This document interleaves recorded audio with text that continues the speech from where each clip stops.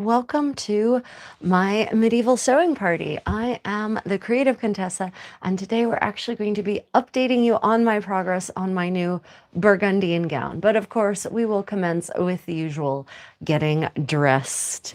So, where is everyone watching from this morning, this afternoon, this evening, depending on where you are in the world? I am streaming from Daegu, South Korea. Actually, this time, 2 weeks from now, I will be live streaming from Chiang Mai if all goes according to plan. So, big movement in the creative Contessa's future. Ayla, lovely to see you. Thank you for joining us.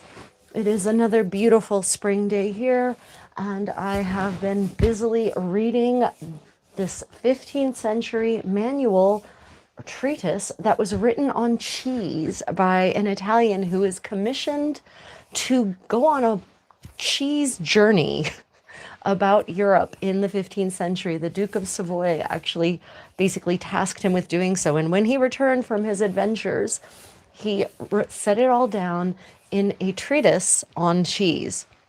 And a friend of mine, one of my loyal followers, Kyle, out there in the UK, he actually has access to one of the few modern translations of this treatise. In fact, it's the only modern translation of this treatise, and it's in German. No problem for me. I'm fluent in German. And there is a copy of it in the Wellcome Library in London, and he recently went to the library and took more pictures of the book for me. Unfortunately, the translation, which was published in 2002, had a very limited run. It is out of print, and it is almost impossible to get your hands on this book. Very few libraries have it. It was extremely niche, as you can imagine. Also, unfortunately, the original manuscript is not written in a language that I fluently speak. It's written in macaronic Latin.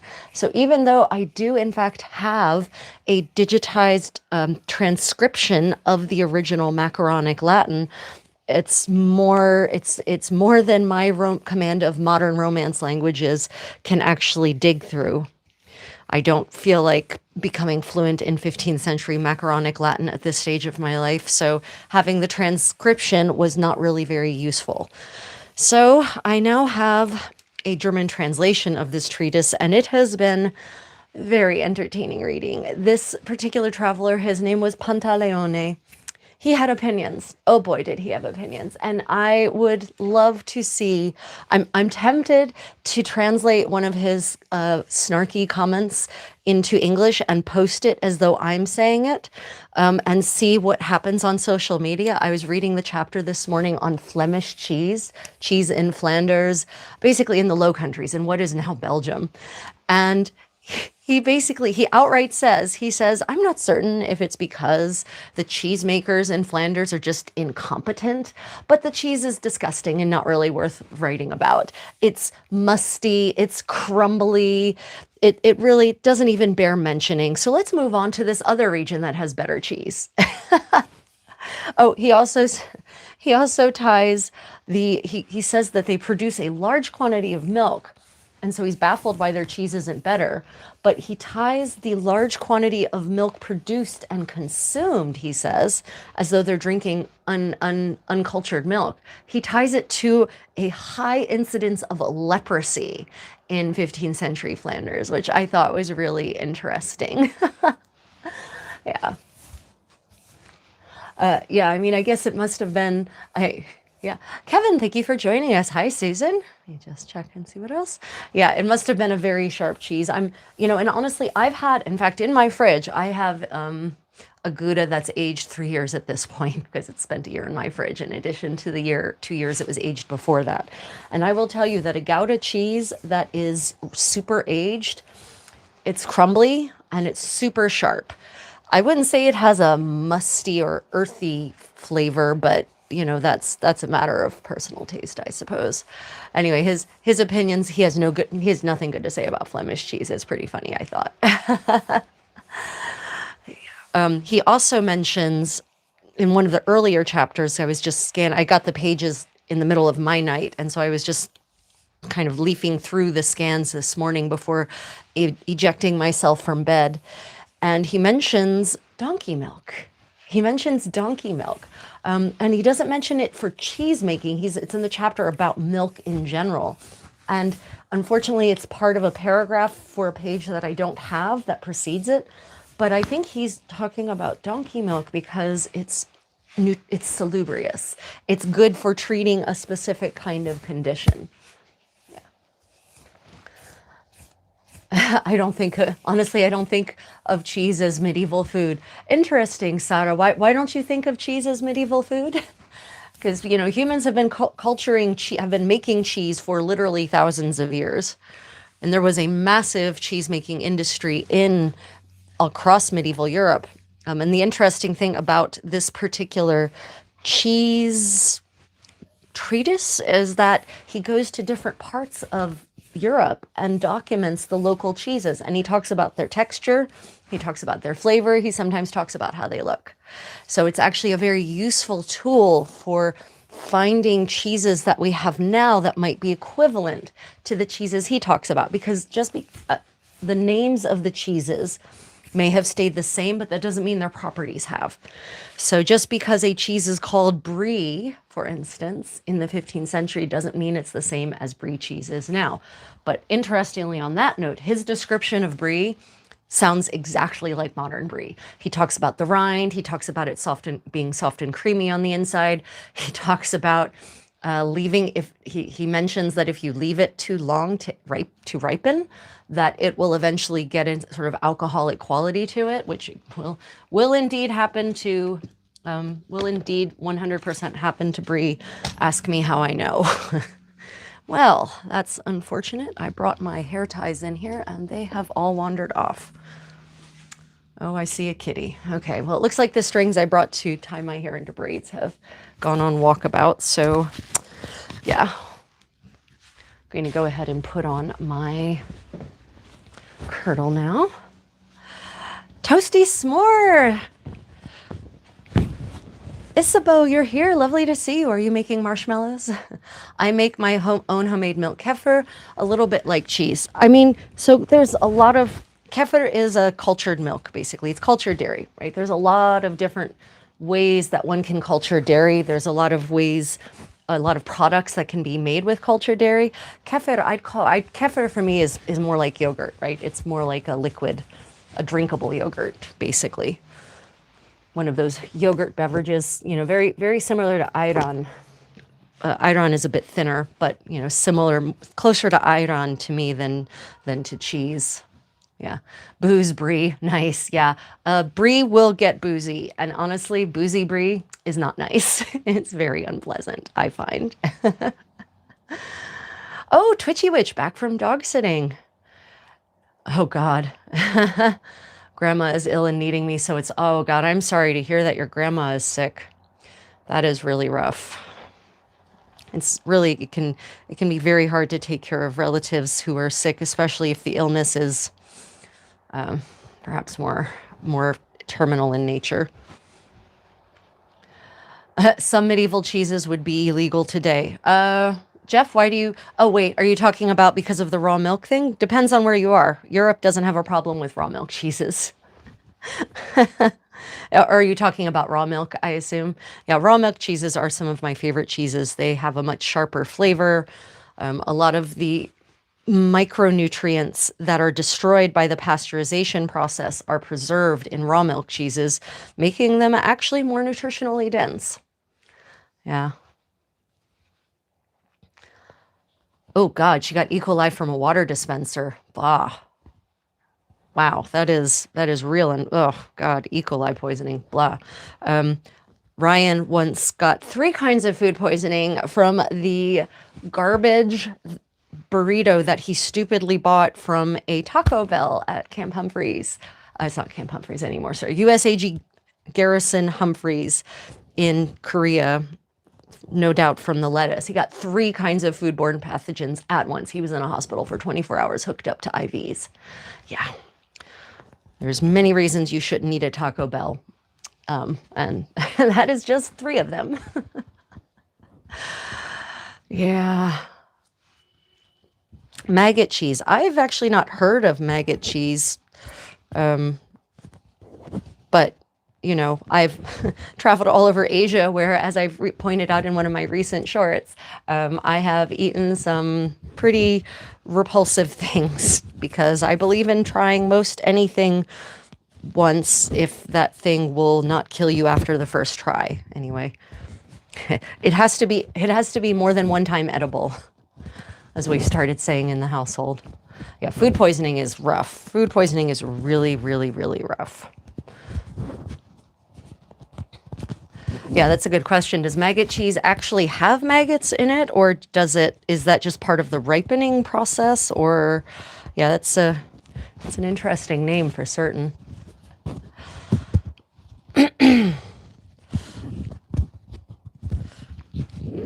Yeah, E. coli. Ugh, it's pretty rough. It's interesting. Foodborne pathogens, I was just thinking about this, thinking about foodborne pathogens in the Middle Ages. It's not, it doesn't seem to be as much of an issue as foodborne pathogens are now. And I'm going to assume that is in part due to the way we industrially produce food now, right? And the way we store foods in ways that are probably not the best for it. So, food poisoning is actually, people assume there's this terrible myth that floats around about the medieval world, and that the spices, you've probably all heard this one, right? That medieval people used heavy spicing to occlude, to obscure, to hide the flavor of rotten meat, right? So they would still eat the rotten meat, but the spices would hide the flavor. No, just no. That is absolutely not true. That is not what happened. That is not why medieval people ate spices. But also, the only people who could really afford spices were the wealthy, because spices were crazy expensive. The kind of spices that would occlude the flavor of rotten meat were insanely expensive. And no, they weren't eating rotten meat and hiding the spices. I don't know where that rumor started, that myth started. I'm going to just assume it must be Victorians, but it's not true. It's not true. They eat spices because humans like things with flavor, and humans have liked things with flavor since they discovered that adding seeds with flavor to food made it better. It's got nothing to do with hiding rotten meat flavors. God, egads, I'd forgotten about that until just now. Yeah, as Takeda says, if you can afford the spices, you can afford fresh meat. Yes. And if you couldn't afford fresh meat, guess what kind of meat you ate? Salted meat, heavily salted meat, so salted that it was not going to go bad. So, or dried meat, so dried that it was not going to go bad. It's so not true. And I was thinking about all these health manuals I've read over the years. I personally can't remember physicians ever addressing the topic about eating rancid food in any kind of, epidemic manner where you have mass breakouts of, say, what we would call E. coli poisoning. I haven't seen any references to food making people sick as a frequent occurrence. I don't know. Have any of you read any primary sources from the Middle Ages that talk about that reference or refer to food poisoning? Just haven't really seen it. Yeah, we definitely need to, I think, reconsider our food supply and how we should go about victualling ourselves, as it were. Herbs count as 0.5 of your 5 a day. I mean, herbs are so nutrient dense. The leaves, in fact, generally the smaller the leaf, the more nutrient dense it is. Herbs are so fantastically nutrient dense, and this is the interesting thing, medieval salads, recipes, we actually have, believe it or not, recipes for herb salad, right? A salad of herbs, so a green salad. And most of them, I had both of those ribbons in here and now they're both gone. Oh well, I'll use this. And all the herb salad recipes I've read call for really intense green herbs as the salad. I mean, fresh herbs, sage leaves, thyme leaves, rosemary, sorrel, rocket, really nutritionally dense, but extremely flavor and bitter herbs that would actually be very pungent. But that's how their salads were made. There wasn't a lot of watery or any watery, bulky lettuce in the Middle Ages. They didn't have iceberg lettuce, as far as I can tell. I've never seen it referenced in any medieval European source anyway. And so their salads would have been more nutritionally dense, and they would have been much more intense in flavors. And the dressings that the dressing is basically just a vinaigrette. They talk about put some olive oil and maybe some vinegar on top, and maybe a little salt, a little pepper, and that's it. So they would have had these really intensely flavored salads, but they would have been very nutrient dense.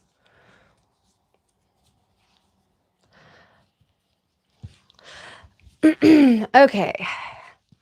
Well, I'm glad you loved my hair down. However, that is not how medieval women wore their hair.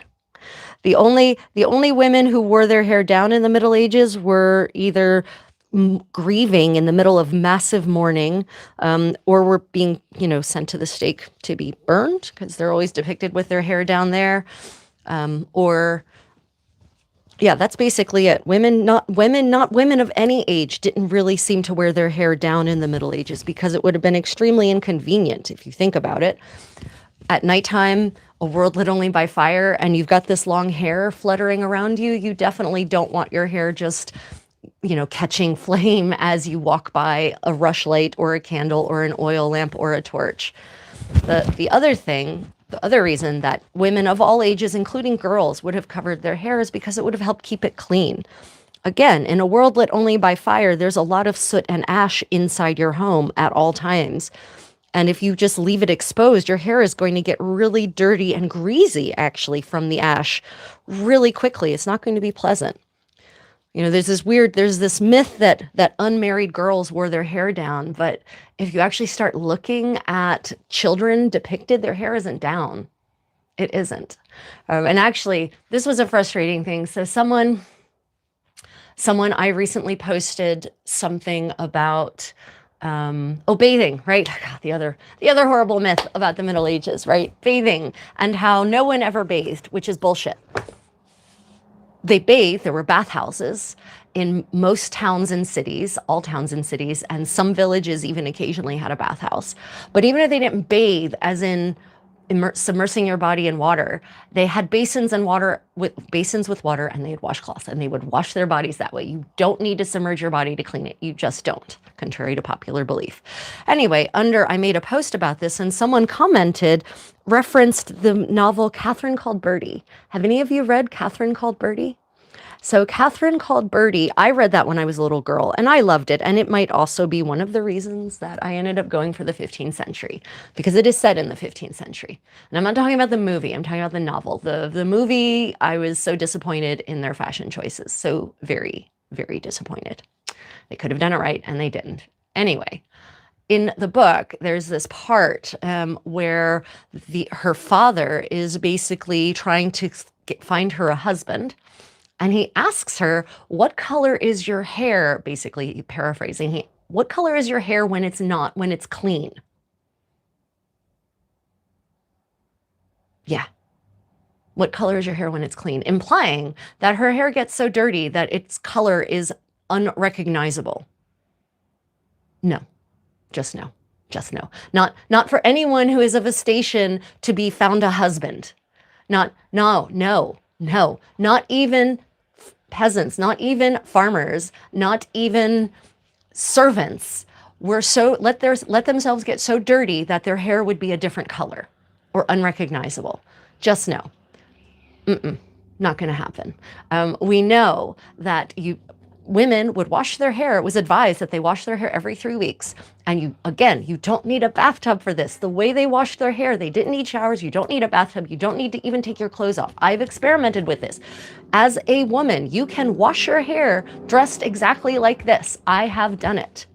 Dressed like you see me. Okay, without the kerchief. You can't wash your hair if your hair is covered with cloth.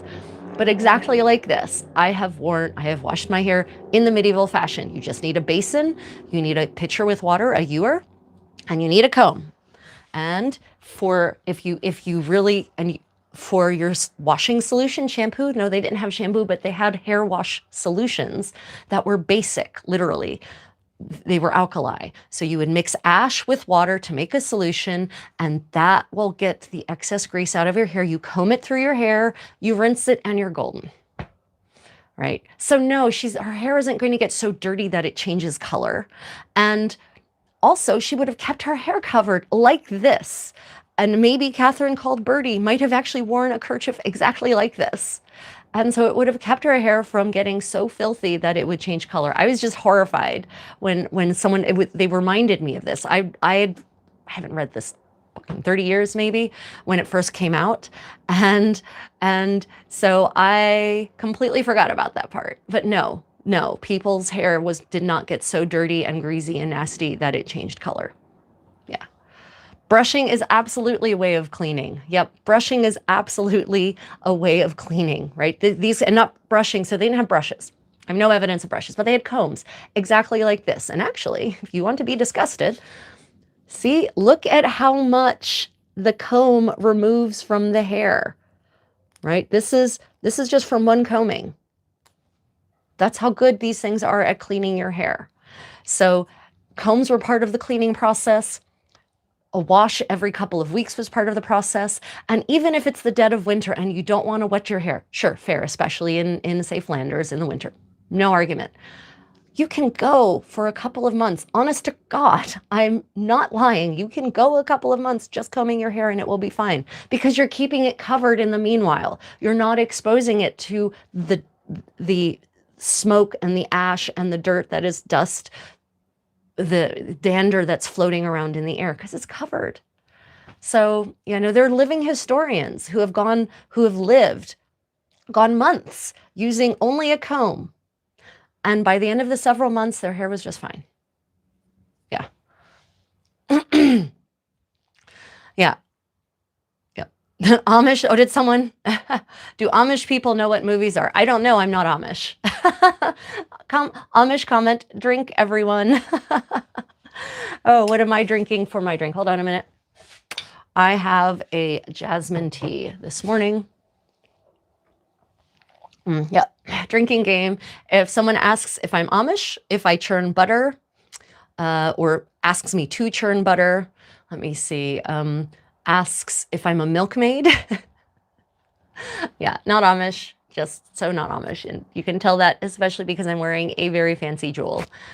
Not part of Amish modesty. Yep. Yep. The super fine combs are also good at removing nits, but that wasn't the only reason they used them. They use them all the time, not even just for removing nits. So yeah, absolutely, these super fine combs are very good, were very good at removing nits, but this is another of those myths. Not everyone had lice all the time. It wasn't a constant state of existence for everyone. I know that's another of these myths that goes around. Was it more common than it is now in developed countries? Sure. But it wasn't something that from which everyone suffered all the time across all the 1,000 years of medieval Europe. 100%. Any evidence of drinking games in the Middle Ages? Oh, am I Dutch? No, that's another one. No, I'm not Dutch. Although, interestingly, this ensemble is 15th century Flemish. So that is the Low Countries, and that would have included actually what is now the Netherlands as well, but 15th century medieval, not modern. Yeah, so that is a good question. Drinking games in the Middle Ages. I haven't really found evidence of drinking games in medieval Europe, but in medieval Korea, they absolutely had a fun drinking game during the Shilla dynasty. They actually excavated out of the mud of a pleasure palace pond over in Gyeongju, and I have a replica of one of these drinking games, a dodecahedral dice. Yeah, you thought dodecahedral dice were invented for Dungeons and Dragons? They were not. Multi-sided dice. And on each facet is a different set of instructions. So you have to roll the dice and then you have to follow the instructions. And many of the instructions involve drinking things while doing stupid things at the same time. So we're talking 8th, 9th century Korea. And unfortunately, the instructions are in Chinese characters, and some of them aren't, like, people don't even know what these characters mean anymore because the Chinese writing system has changed so much. And so not all of the instructions can actually be translated, but some of them are really hysterical, like hop on one foot and recite poetry to the moon while drinking at the same time, kind of thing. So yeah, medieval Korean drinking games, yes. Yeah. Oh, Tommy Core, lovely to see you. Yep. Yeah, double tap your screen if you're enjoying, everyone. Tea with Tash, you can buy these dice I own several of them actually, and you can buy them at the gift shop at Tonggung, which means East Palace, is the name of the pleasure palace that has been excavated and rebuilt in a very small part. If you want to see what that palace looks like, go to my travels with the creative Contessa and look up Gyeongju Palace, and it should show you. I've done lots of videos there. I've done lots of tours there. So yeah, you can check it out there. Okay, so everyone, today we were going to be talking specifically about, so I need to get sewing done because I've actually made super good progress. I'm going to back up the camera. Actually, I have made splendid progress on, sorry about that. I've made really excellent progress on the so-called Burgundian gown. Right, so I wanted to show you all what that looked like today. I'm going to put it on. We are at a stage where I can indeed put it on. The sleeves have not yet been attached, but I've got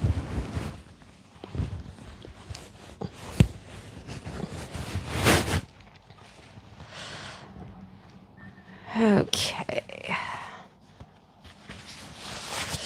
So you can see now there's a couple of minor issues, or there's a minor issue in particular, and it's that either I've lost weight since I made the pattern for this gown, which is a possibility, or I've lost not weight, I've lost inches anyway, that's a possibility, or this fabric just had more give to it than the patterning fabric. There's a lot of reasons why it's a little too big now on its own. It should actually be a little bit tighter. But this is an overgown. This is the robe à tassel, as the French reenactors call this style of dress. And so, yeah, so that's what it looks like from the back. That's what it looks like from the side. That's what it looks like from the front. And that's what it looks like from this side, right? So it's not quite, I haven't actually finished sewing the little collar there in the back, but that's what I'm going to work on today. So my decision now, mind you, this will always be worn with a belt. It's never not supposed to be worn with a belt. The fashion for this, it actually closes up here. The fashion for this is that it should always be worn with a belt. So I'm not necessarily so concerned about being a little roomy in the waist, because there's there's this much extra. Right? There's actually quite a bit extra on all sides. So I have a couple of choices here. I made the mistake, unfortunately, of finishing all the seams. So if I want to take it in the waist, I'm going to have to undo the finishing on the seams for probably about this much on all seams if I want to really take them in. And then actually take basically a little cut out of that to about the point of my hip, and then I'll just let the skirts fall from there. So I can do that if I really feel like it. Or I cannot do that, and I can just let it have this kind of slightly softer drape and then wear it with a belt, because it will be worn with a belt, and call that good. I'm leaning towards the latter because I'd like to get this one done and then move on to making a couple of more in time for that big 2-week event that I have coming up at the end of July and the first week in August. So that's where things currently stand. Now, the lesson here is that if you want something to be very fitted, don't let yourself get in a rush. And before you finish the seams, try it on and then see if there's anything that needs to be taken in. Now, one of the reasons I have been doing things out of order on this dress is because I've been live streaming parts of the process. And there's only certain parts of the process that are actually live streamable. And so I've been trying to do things like finishing the seams while I'm with you all, and focusing on the machine sewing parts when I'm not with you all. Because as I've been explaining, even though all of the dresses I have till now are 100% hand sewn. I don't have the time for that at the moment. I don't have the time to do all these long seams by hand anymore because I've gotten so behind in my production schedule for just maintaining my wardrobe that I don't have enough clothes to actually get me through 2 weeks anymore. They've all worn out. So that's why I've been cheating and doing the long seams on the machine. But everyone, I have fixed my 100+ year old foot treadle Kohler sewing machine. So I've been using on this, I've been able to use the Kohler sewing machine again, the foot treadle. No power. It's got front stitch and back stitch, and that's all you really need. So I've been using that on this. I've been enjoying getting back to that. There's something satisfying about using your foot to power the sewing machine. Okay, questions. Oh, Ralph Sinner, lovely to see you again. Is it black? How did they get tea with Tash? Is it black? Yes, this is black. How did they get black pigment? So everyone, pigments are used in painting. You don't use pigments for dyeing cloth. The word for cloth is dye stuff. Pigments actually often cannot be used on dye stuffs because they will not actually mordant to the fabric. They will not actually adhere to the fibers. So the dye stuff to create true black, and this is a true black, by the 15th century, true black is in big time fashion because Charles the Good of Burgundy decides that he loves black clothing. And so the Duchy of Burgundy is in fact probably the most powerful polity in the middle of the 15th century. And so where Burgundy goes, what Burgundy does, so goes everyone else. And so people all across Europe suddenly start wearing increasing levels of black. But black is also a sign of extreme conspicuous consumption because true black, I don't mean brown, I don't mean dark gray, I mean black, is very expensive to create because you have to do multiple different sets of dye baths, different stages of dyeing, multiple dyes to get it really deep. So first you dye your fabric blue, and that could be with woad. Maybe by the 15th century, it might be indigo as well. And then for the really rich black, you over dye it with kermes, which is a louse that grows on an oak tree in the Mediterranean and almost went extinct. And I think they might still be on the endangered list, actually. Over dye with kermes, and then you add oak gall or some other some tannin-rich item to the dye bath and iron, and then it oxidizes everything to a deep black. And often to get it really black, really rich, you might have to do multiple dips in refreshed dye baths to get it that really deep black, which means it's very expensive. It's time consuming and it requires a lot of expensive dye stuffs to achieve this level of black. So everyone who is anyone was trying to get their hand on at least one black suit of clothing in 15th century Europe, Northern Europe in particular. And the thing about this dyeing process is that it's destructive to the fabric because you're basically oxidizing your fabric, you're rusting your fabric. And so it makes it more delicate. It gives it a very short shelf life, shall we say. That's why we have almost no textiles that have survived from the Middle Ages that are black. We have textiles in a rainbow of other colors, but not black because black literally rots away. And we actually have certain garments or certain banners. There are banners from the Duchy of Burgundy that have survived where there's fringe around the banner from the 15th century. And you can tell that one of the colors, 3 colors of the fringe was black because they're all gone.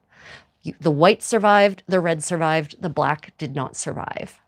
So it was such conspicuous consumption on so many levels, but that's how you would achieve black in the 15th century. And we actually have dye manuals from going back much further than you think. There's some dye recipes that I know from the 12th century, for instance. But in the 14th century, in the 15th century, in the 16th century, there are dyeing manuals that are written and have survived, and they actually contain relatively detailed instructions in terms of at least telling us what the main materials were. They don't necessarily always talk about quantity. They don't necessarily always give you timings, but at least we know the general process and the materials that were being used. So yeah, this was a very expensive dress. And this kind of wool, this is doeskin. I don't know if you can really get an impression of just how silky and rich and satiny this is, but this would have been the most expensive kind of wool you could have bought in this era. It was more expensive than silk. So I know everyone thinks silk must have been the most expensive. No, there are some silks that could have been the most expensive, but there were certain weaves of wool that were much more expensive than certain weaves of silk in this era, believe it or not. Yeah. Hey, Contessa, do you have a primary source article about black dye? I want to add it to my sources. No, Cennini, yeah. Cennini does not have any dyes. As far as I know, he doesn't talk about fabric dyeing. There are, yes, I'm trying to remember what I can't remember any of the names offhand. There's an Italian source. From the 15th century. There's a Innsbruck manuscript. If you look up the Innsbruck, I can remember this offhand, look up Dyeing Manual Innsbruck manuscript. It's from the 14th century. So that one you could definitely look for. Most of these I have found digitized, transcribed and digitized online. I don't have any printed versions. I don't have any printed ones, actually. Yeah, Innsbruck manuscript.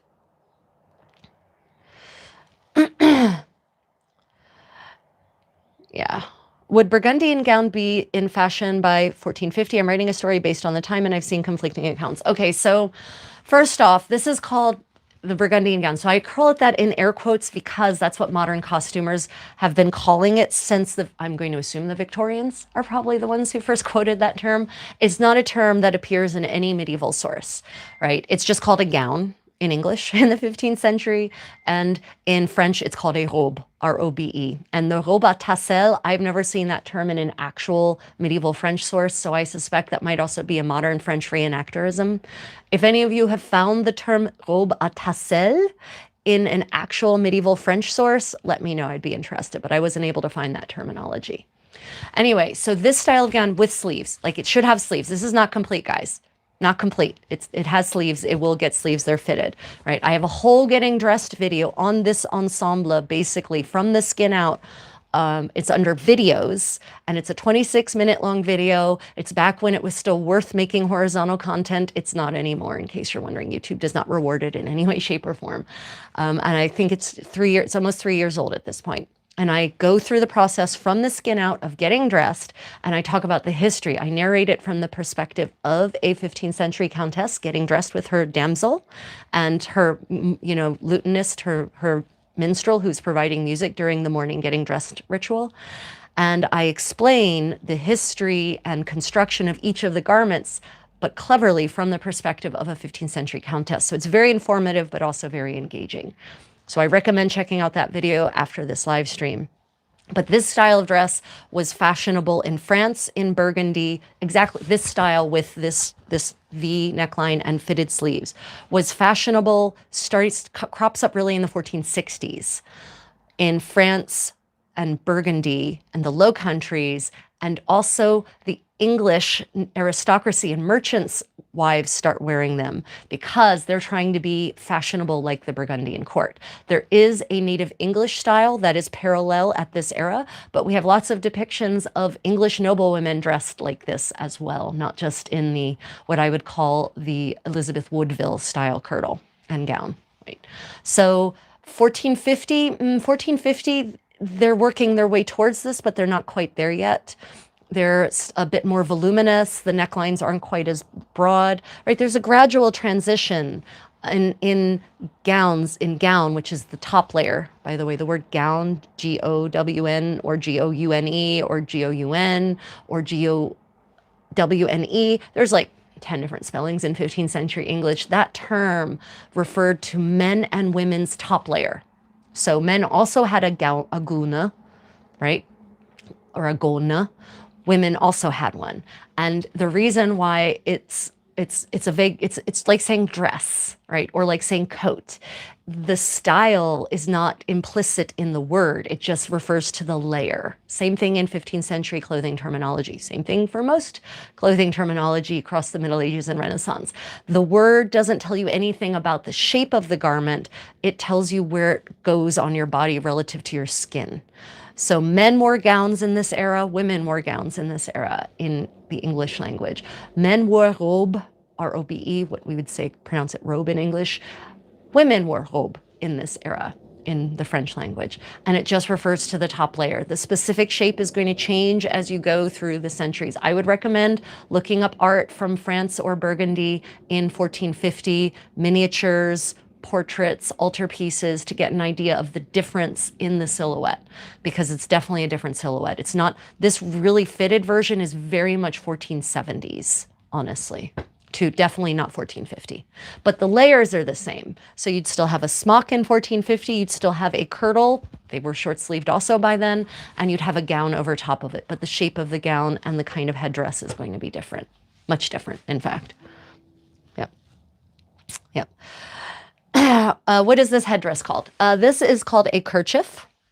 This is called a kerchief in English. In French, it's called a couvre-chef, which is the origin of the word kerchief, is actually just a corruption of the French word, in fact. Literally means something that covers your head.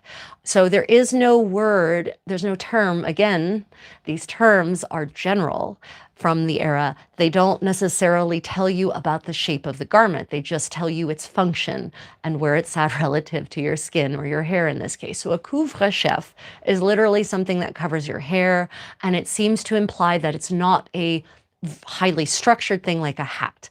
A chapeau is, it seems to be something that's much more structured.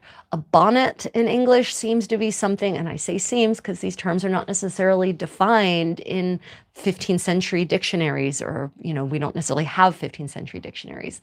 So it seems that something like a chapeau or a bonnet in English is something that is more structured, whereas a couvre-chef, a kerchief, seems to be something that's at least slightly less structured, where you're wrapping the fabric in some way to cover your head, right? To cover your hair. Yeah, that's a great question. Yeah. Oh, Mark, I appreciate that. Thank you for that compliment.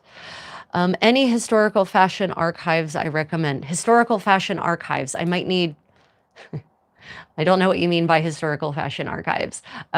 So here's the thing, guys. To do historical fashion research, you have to be multidisciplinary.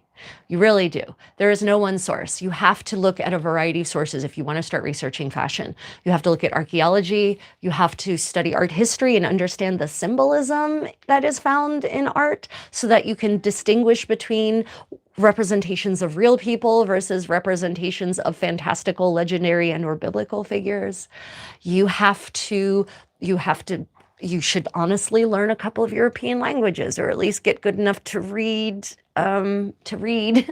French, German, Spanish, and Italian, because there's not a lot in English. So, you know, you have to, if you really want to start digging into real historical fashion research, you've got to become a multidisciplinarian. You can't just focus on one thing.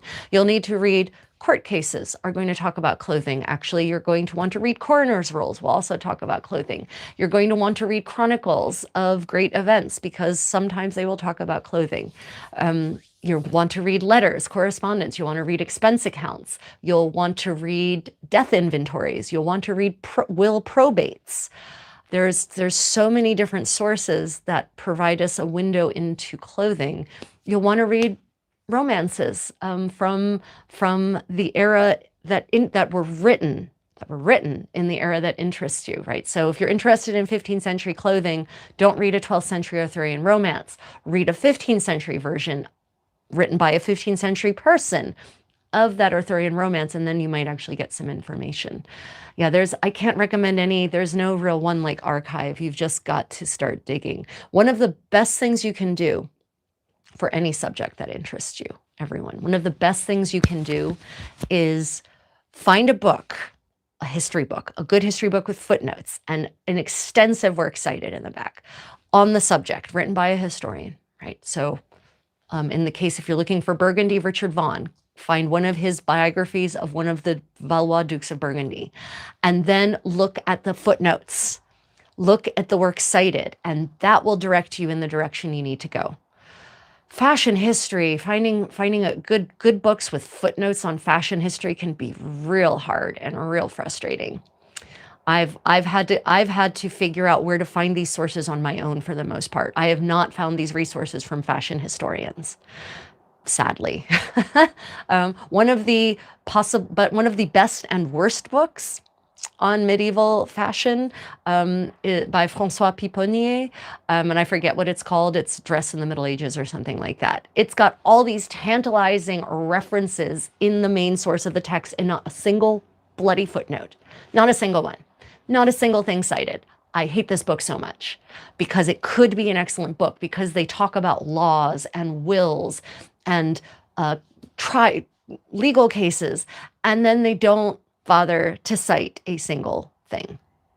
Yeah, so that's what I recommend you do. Find a good book on the topic and look at the footnotes, look at the works cited. That's where it's really going to be. That's where you're going to find the other sources. My journey on medieval fashion history has been 30 years in the making, and it's, you know, there's never been this is the one good source. There isn't such a thing, unfortunately, that I have found anyway.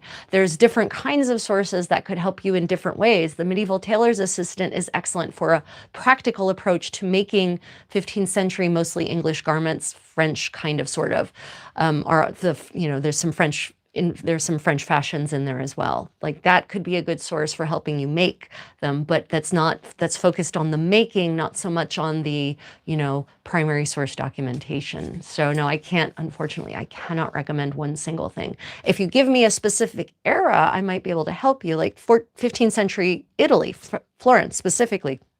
Dressing Renaissance Florence is an excellent place to start. She does actually document her sources, and she is working from primary sources for the most part. And when she isn't, she tells you, and she's got a great work cited.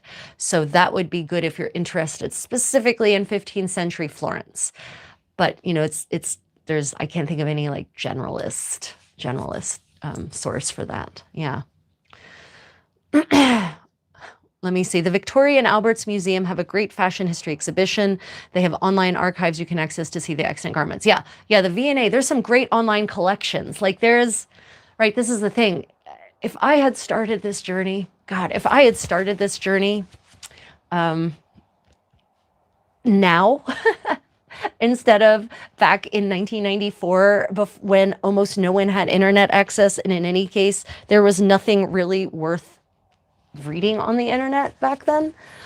If I'd started it now with all of the amazing information that is available, all of the fantastically digitized manuscripts, transcribed and digitized manuscripts, expense accounts that you can now just look up on internetarchive.org, for instance, all of these amazing websites and blogs and videos that have been published about people like me who've already done a lot of the footwork, right? If I'd been starting now, I would be so much further ahead 30 years down the road than where I am now. Because when I started, it was a slog. It was a slog. Almost the only thing available in any given library was garbage Victorian books on medieval fashion that were filled with complete misinformation. Right? It was terrible. So yeah, there's lots of like all museums in Europe, most of the major museums anyway, except for Ireland, have online collections, and you can actually go and check out their online collections and do refined searches where you look for clothing and from a specific era and see what they have. Yeah, the V&A has a large collection, but they have mostly textile fragments. The V&A doesn't really have many complete garments, not from the Middle Ages anyway. Unfortunately, a lot of the extant garments are not in digitized collections. A lot of the extant garments from medieval Europe are in tiny museums that don't have those kind of resources, especially in Italy. So you can't really look at extant garments so well in the digital collections. Mostly it's textiles. Yeah, it's kind of frustrating.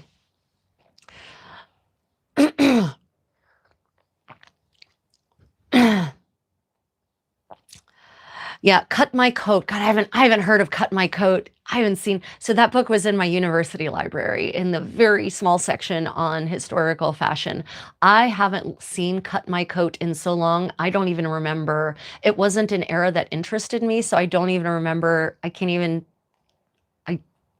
recommend it or not recommend it because I don't remember enough about it to actually speak to the quality of its scholarship, right? How are you not citing your sources? That's crazy. Yeah, I know. I know, right? Like, what is the point of this book if you're not citing your sources? Yeah, exactly. I would love to know the 1400 Florence reference. Yeah, so for 1400 Florence, I can really recommend Dressing Renaissance Florence as a very good place to start. Many of her sources are for later 15th century, so not 1400, but more like 1490s, but some of them are, but she actually does have a bunch that are earlier. Oh, also for Renaissance Italy in general, 15th century Renaissance Italy, Dress in the Italian Renaissance by Jacqueline Herald is absolutely, for English speakers, the Bible, right? It's one of these seminal works that still holds up. It still withstands the test of scholarship to this day, even though she wrote and published it 40, 50 years ago. Yeah, dress in Renaissance. I think it's fashion in either dress in Renaissance Italy or fashion in Renaissance Italy. But Jacqueline Herald, that's the name you want to look up. It is an amazing book. And that one is fantastic because in the back, in the appendix, she provides transcribed, and translated expense inventories, wills, expense accounts and inventories, and also correspondence that provides primary source information about 15th century Italian clothing from the people who bought them and wore them. So that's an excellent source as well. But specifically for 15th century Italy, I can't, there's not one source where I would say there's something that excellent for medieval clothing. Margaret Scott has a bunch of books out. She does footnote some of them, and she does cite her sources for a bunch of them. So you could check out Margaret Scott in general. I don't agree with all of some of her more recent works. I think she's the one who did Illuminating Fashion, in which case I'm highly disappointed in it because she utilizes a lot of allegorical, legendary, and religious artwork to talk about people's clothing, but the people that are being depicted aren't real people. They're angels and demons and gods and goddesses and heroes from antiquity. And so they're depicted in very fantastical layers and garments, and their hair is not actually what real women or real men would have done with their hair. So I was really not Illuminating Fashion. Sorry, which one was it? Not Illuminating Fashion. Illuminating Fashion. No, it was Illuminating Fashion. Yeah, Illuminating Fashion. It's a great book because it has a lot. It's specifically 14th and 15th century France, Central Europe. And it's great because it does provide a lot of really interesting art. But you have to know how to read the art, because if you don't read the art properly, you're going to walk away thinking that women wore their hair in these weird ways with these weird headdresses, when really, no, that's supposed to be the allegory of love. That's not a real woman. That is love depicted in the Romance of the Rose, not a real woman. So you just have to learn how to read medieval art. And I've actually studied, part of my degree work was actually studying abroad in Europe and studying medieval artwork across Europe and the history of medieval of art, and learning how to read this artwork, which is why I get real frustrated when I see people looking at a saint and then saying they want to make that dress, or looking at Mary Magdalene, God, and saying one of Crivelli's Mary Magdalenes and saying, oh, I want to make that dress. It's amazing. I've never seen anything like it. Of course you haven't. That's Mary Magdalene circa 1460. That's not a real woman circa 1460. That's Maria Maddalena, right? She is depicted in a very, very over-the-top unique ensemble with unique hair, because everyone should know by looking at her that this is not a real woman. This is not the patroness who funded this art. She's not our local princess, capital P. This is a figure from the New Testament, right? And so you just can't look at that and say that's an example of how real women dressed. Yeah. The allegory of Love's silly headdress is the medieval anime girl with gravity-defying hair. Absolutely. 100%. 100%. And, obviously modern costumers can absolutely come up with ways to make those garments a reality, but medieval people couldn't or didn't, or if they did, it was made for the stage and it wasn't something you were going to wear on a daily basis. Yeah. So it's the archetypal woman of that time. No, Jose, it's not the archetypal woman at all. No, it's a fantasy woman. It's fantasy art. It's fantasy art, right? It's like comic books. comic books. It's like a superhero in a comic book. Women wearing these gravity and physics defying tops that somehow stay on their breasts and don't come off even though they're doing all these crazy athletic things. It's like that, but the medieval version. Yeah. Let me see. Oh, Master C. Dizzle, are you threatened by intelligent women? Oh, I'm sorry. Yeah, no, they definitely wouldn't. I don't understand this idea that the medieval world was repressive for women for being opinionated. I don't know where that came from for being, that there's also this weird myth that if a woman was intelligent and, stood out from a crowd, she would be burned as a witch. No. No, if that were the case, Christine de Pizan would have been burnt as a witch because she wrote numerous treatises supporting women and promoting women as equal to men in all ways, and actually engaged in lengthy debates with powerful French men, nobility, noblemen, kings even, and won those debates about the value of women, and she made her living that way. So no, women were not penalized or punished for having opinions in the Middle Ages. Quite the opposite, it seems, in fact. Yep. Let me see. Maybe from Paul. Yeah. Yeah. Small brains find big brains scary. 100%. All the time. All the time. Let me see. Christian Balin says, so it's a representation of a woman or person, not so much the actual physical woman. It's a representation of a character in a story. So when you look at art, you have to be medieval art, especially. You have to be able to distinguish between this is a real person and this is a fantasy person. Medieval artists were just as creative as they are now. Medieval people had just as much imagination, maybe even more, considering what our screens are doing to our brains, maybe even more imagination than modern people do. And so artists reflected that in their art. Medieval art was not an exercise in ultra reality.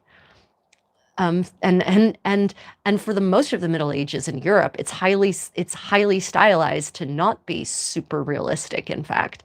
And it's not until you really hit the 14th century that they start to turn back towards hyperrealism out of just as a matter of course.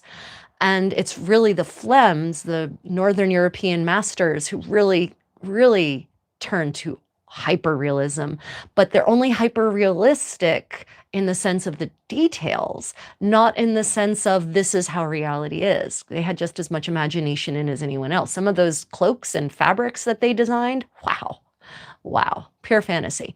So you have to learn to recognize the difference between a real person and pure fantasy. And in fact, I'm standing behind a tapestry. This is a real tapestry, by the way. This is not a green screen or something like that. This is an allegory. This tapestry, this is one of La Dame à la Licorne. This is an allegory for the sense of sound. And you can tell that because we have a portative organ here, right? And these two ladies are not real ladies. They're not dressed like real women would have dressed. They are fantasy characters. So the artist who came up with the cartoon for this tapestry applied his imagination. He made her hair really weird, this like weird braid, twisted. It's not even braided. Her hair has just been bound in ribbon basically, and then tied to the top of their head with this weird sprig of hair just coming out. She's got a hood on or a lappet or a frontlet, but not the rest of the headdress, right? She's got this super fancy surcoat, which were no longer in fashion and had not been in fashion for 100 years at this point. Or not quite 100 years, but multiple decades at this point. She's got this like weird slit up the front, super jewels everywhere, right? This is not a real lady. This is a fantasy lady. And we know that because we have portraits of real women from this exact era, and they look nothing like this. The expense accounts from the 1490s have nothing about this kind of clothing in them, right? So, and we know that this is an allegory and it's fantasy because we also have a unicorn right there in that corner holding a lance, and we have a lion holding a lance. Unicorns don't exist, and lions definitely don't generally exist in France unless they're in some royal menagerie, and they definitely don't sit around holding lances with banners on them. So everything about this composition tells us it's fantasy, that we should not be interpreting this literally, but as a fantasy. And The allegory is the sense of sound, right? She's playing an organ that represents sound, right? That represents hearing, sorry, the sense of hearing, right? The other four of the other tapestries in this series represent the other senses and have a similar allegorical composition with similarly fantastical ladies. So if you wanted to make 15th century fancy dress, 15th century costuming, then you could absolutely look to these ladies as an example of how to make a costume in the common current sense of that term, meaning fancy dress. If you wanted to dress up like the sense of hearing in 15th century French minds, then this is how you could make that costume if you were doing a fancy dress ball. But this is not how people actually dressed. There's some layers, some of the silhouette is correct. For instance, this dress, the blue dress underneath, that we see on real women from this era, depictions of real women from this era, right? That we see. But this style of hair, the headdress, the surcoat, that's all fantasy. And that's the part that gets really dangerous and confusing for people, because they say, but her dress is real, or her gauna is real, so the surcoat must be real too. No. Just like we have superheroes in comic books, where elements of their superhero costume represent real clothing that normal people wear and other elements don't. Nothing changes. Humans are the same. We really, in many ways, things were the same in the Middle Ages as they are now. In other ways, they're different, right? Yeah. Hey guys, double tap your screen if you're enjoying this. Yeah, Christian Valen, thank you. I don't often admit this, but there's some things I do know. I generally have imposter syndrome, but not when it comes to art history. Oh, let me see. Why were the animals portrayed with human faces at that time? Jose, that's a great question. So in some cases, it's, so, you know, like, I know some people say that this lion looks like he has a more of a human face. And so you can sort of tell if an artist has, there's a couple of reasons that figures look the way they do, especially in 15th century art, 14th and 15th century art. One, starting in about at least the 12th century, and maybe this was an earlier practice, there is something called a pattern book that illuminators used to do the figures in illumination, and that artists started to use in their own art when art started becoming done on panels, and frescoes started being and they did frescoes, right? So a pattern book was a book in the Middle Ages that would actually contain stock images, stock photos, not a new thing. They actually contained stock images of various common characters that were utilized in art of the era. So you would have a standard stock representation of the Virgin Mary, of the Archangel Gabriel, of John the Baptist, of Saint Jerome. You would have stock images of lions, of unicorns, of creatures that make a common appearance in art. And so when illuminators and other kinds of artists were creating their work, they would refer to these collections of stock imagery. And so sometimes they would trace them out straight up if the sizing was right, or they would copy them out. So that's why you see a lot of similar faces, a lot of similar looks. So it's why in the 15th century, the Virgin Mary almost always looks exactly the same everywhere in the Low Countries, right? She has the same face. She's got the same composition to her body, the same hair. It's because they're copying her right out of a book of stock imagery for artists. Now, the thing about animals like lions, and a lot of animals, especially the more exotic animals, most artists had never seen them for real. Most people had never seen a lion in Western Europe, right? Northern Europe. There were some people in the Mediterranean who might have been more likely to have seen a lion in a menagerie, but still not very likely. Most people had never seen lions. Most people had never seen elephants. Most people had never seen rhinoceri. But these animals were all included into bestiaries in any case. And so the artists would go based on descriptions. And so someone would say, well, its face is kind of like a cat, but maybe more like a human and a cat. And thus you get this, right? So it's a combination of factors as to why animals were depicted the way they were. It's the stock imagery. It's the fact that most of these people actually doing the sculpting or the painting or the drawing had never ever actually seen these animals, and they were just going based on descriptions. In some cases, it could be a question of skill. I'll be honest, faces are hard. Faces are really, as someone who does drawing, faces are hard. Human faces are actually harder, in my opinion. I can do animal faces. Human faces, I've never had good luck with animal or human faces.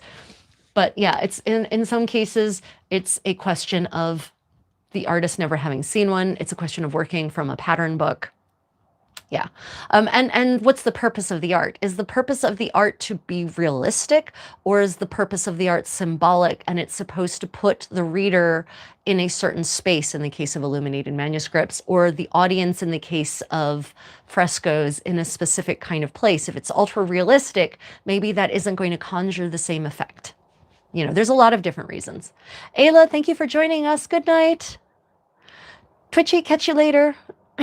Yeah, faces and hands are really difficult. And even the great masters of the Renaissance, of the 15th and the 16th century, had troubles with hands and faces. Because if you look at the studies that have survived, by the way, we have notebooks from artists like Michelangelo and Leonardo da Vinci. Their studies, many of them have survived amazingly. And they have so many studies of hands, of faces, because that acknowledges that those are the hardest things to do. Most medieval people didn't bathe more than once a year. Satire. Love you, MRQ. Nourriture, bienvenue. Merci pour venir. Let me see. Virgin Mary killing demons is a vibe. 100%. Yep. Oh, the snails. Oh, the snails. How many cats? I have 3 cats here and 1 cat in the US. Oh, let me see. I love the bunnies and snails in illuminations. Yeah, the bunnies and snails are great. They really are. They really are. They're cute. But they might not be cute in terms of what they represent.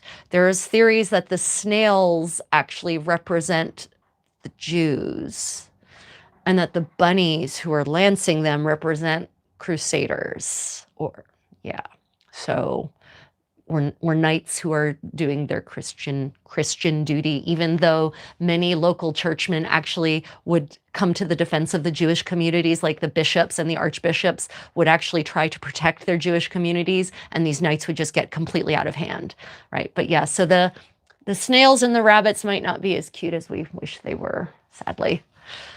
Yeah. Great, a crazy cat lady. No, my husband is part of the reason we have so many cats, so I'm just putting that out there. And these cats keep finding us because we keep finding cats that have been abandoned or abused or whatever, and we have to take them in.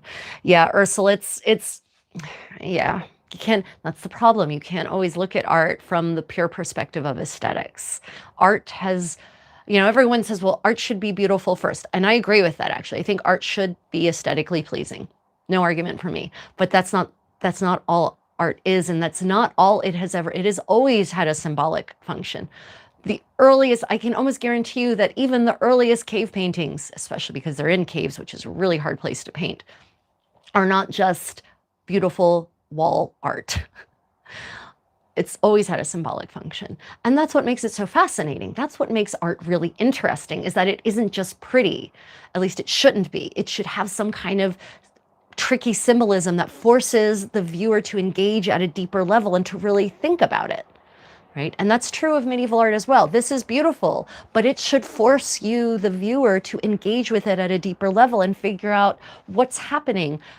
What about these various animals that are included? Do they have a symbolism? What about the specific choice of flora? Because these are real plants. These are not just fantasy plants. These plants are actually, this is a way to actually identify the kinds of flowers and trees and shrubs that actually grew in the Middle Ages, because that's how realistic they are. But plants in the Middle Ages tended to be symbolic. Flowers had a language of their own. So is there some kind of deeper symbolism that is being communicated here, right? That's good. Good art should do that to you. Good art should make you think. It should make you ask questions. It should make you want to ponder it. further than just looking at it as a pretty thing. I heard the snails might be also like a medieval meme or running joke. Yeah, tea with Tash, maybe, but it could be both. Like, see, here's the thing. Medieval Europe had a very tense connection with its Jewish communities. And sometimes it was peaceful and cohabitation was a thing and everyone got along, and other times they didn't. And so there are plenty of stories that I would not repeat in a modern audience. I would not tell. Jokes from the Middle Ages that have survived about the Jewish members of their community that I wouldn't tell. So it could be both. It could be a running meme, and that running meme is we need to, you see what I'm saying? So you can't, yes, running joke, but the joke is not a nice joke. Just keep that in mind. Yeah. Do the colors they use have a deeper meaning, or was it as simple as they use the colors they were able to get a hold of? Thomas Air, that is an excellent question. So I have not found symbology. I have not found, at least in the tapestries, for instance, I have not found that there's necessarily a symbology per se in the tapestries or in the art when it comes to colors. But one of the things about colors in the Middle Ages is that it was conspicuous consumption. So there is absolutely a level of communication happening here. In the era when this tapestry was made, red was one of the most expensive colors, second only to black. And there's a specific kind of red, crimson red, Kermes red, that came from the Kermes louse. Very expensive dye stuff, very expensive to produce and to make a nice deep red. So by having the background of this tapestry be red, so much red, it communicated that the person who commissioned this was wealthy and powerful. People wearing rich red garments communicated to their fellows that they were rich and powerful. So yes, colors had a meaning, but it was more about conspicuous consumption and power. The reason that the Virgin Mary now has that blue cloak and that Jesus is also often depicted in a blue cloak is because in the Middle Ages, ultramarine was the most expensive pigment, not dye stuff, but pigment for painting. It's made from lapis lazuli. And the process of turning the lapis lazuli into ultramarine pigment is extremely laborious. And lapis lazuli only comes from Afghanistan. So in the Middle Ages, when your supply lines weren't moving quickly, they were either coming by boat or by overland caravan. Afghanistan is a really long way away from Europe. And so to be able to afford large quantities of ultramarine pigment to paint your paintings with, or this is not a painting, this is a tapestry, but to paint your paintings with, or to illuminate your books with, that was also a sign of power and conspicuous consumption, which is why, especially in the 15th century and the early 16th century, we have these illuminated Bibles and these illuminated books of hours where they willfully use blue everywhere. Places where it doesn't make sense to use blue, they use blue because it was ultramarine and it was super expensive, and that was a form of conspicuous consumption. So I haven't found symbolism in colors so much from the sense of, well, this means, this is a symbol for a woman and this is a symbol for a man and this is a symbol for God. But from the perspective of this is conspicuous consumption. Now I say that and probably actually thinking about 15th century art in particular, there are certain colors that were therefore associated with, certain individuals but I would lean towards it was conspicuous consumption first, and then that color became associated with Jesus and the Virgin Mary, because you always wanted to paint the Queen of Heaven, of course, in a lapis lazuli robe because she's the Queen of Heaven, right? In medieval, something the Protestants got rid of course, was the cult of Mary. But it's one of those weird ways, those weird paradoxical ways in the Middle Ages in which women actually held this place of respect was through the Mother of God, the Mary, right? Santa Maria. She had a highly popular cult. People looked at her as the intercessor. The way to interface with Jesus and God was through the Mother of God, right? And so she was highly respected. And from that perspective, women occupied this weird dual space of both the daughters of Eve and the daughters of Mary.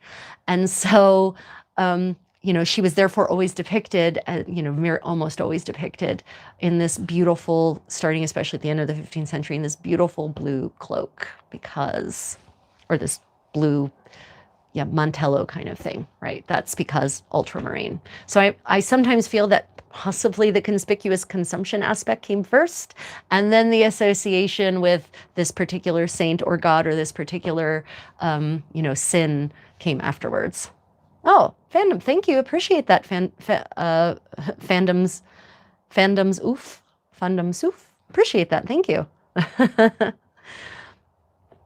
I'm very religious, so please go on about symbolic spirit images. So, yeah, Santa Maria Estrella do Dia. Yeah, Catholics still have a big connection with Mary. Absolutely, 100%. I'm Catholic, 100%. All respect to the Mother of God. What an amazing, what a woman. Even if you just look at her as a historical figure, even if you take away the Mother of God stuff, just look at her as a historical figure. She's amazing, right? Like the things the episodes in her life, the life she must have led to have survived into relatively old age is amazing, right? Yeah, especially, so much amazing about that. Do you know this song? Oh, I didn't. Yeah, I'm Catholic. I am. I love the tapestry in the back. Yeah, the unicorn, La Dame à la Licorne. For those who wonder, the original of these are in the Musée de Cluny. And they represent the five senses plus desire. I have all replicas of all of them, actually large replicas of all of them. And so they're all allegorical, but it was, God, I keep forgetting which nobleman it was who commissioned these, but they were commissioned, tapestries like this were nearly always commissioned en suite. They were commissioned as a chambre, as a chamber of tapestries, because they were actually designed to cover an entire room. This was the 15th century equivalent of wallpaper, expensive wallpaper. But they were designed to fit into a specific chamber, a specific room. And so they were actually made different sizes so they could cover the space exactly. So you'll have some that were meant to just fit above the lintel, above the door.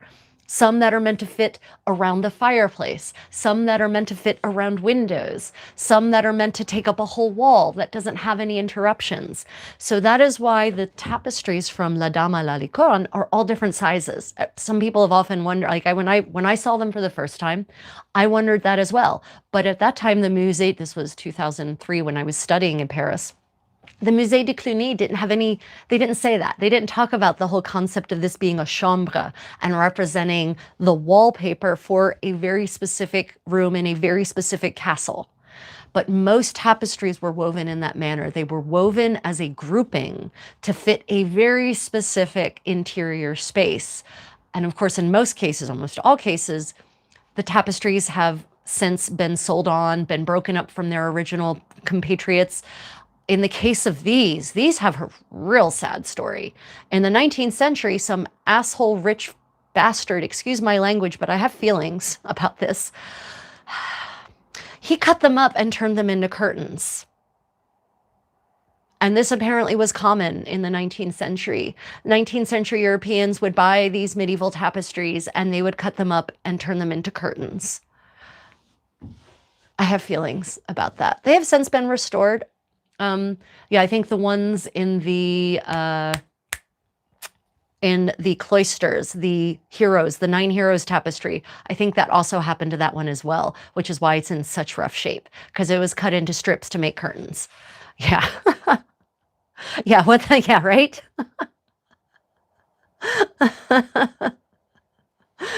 Yeah, it's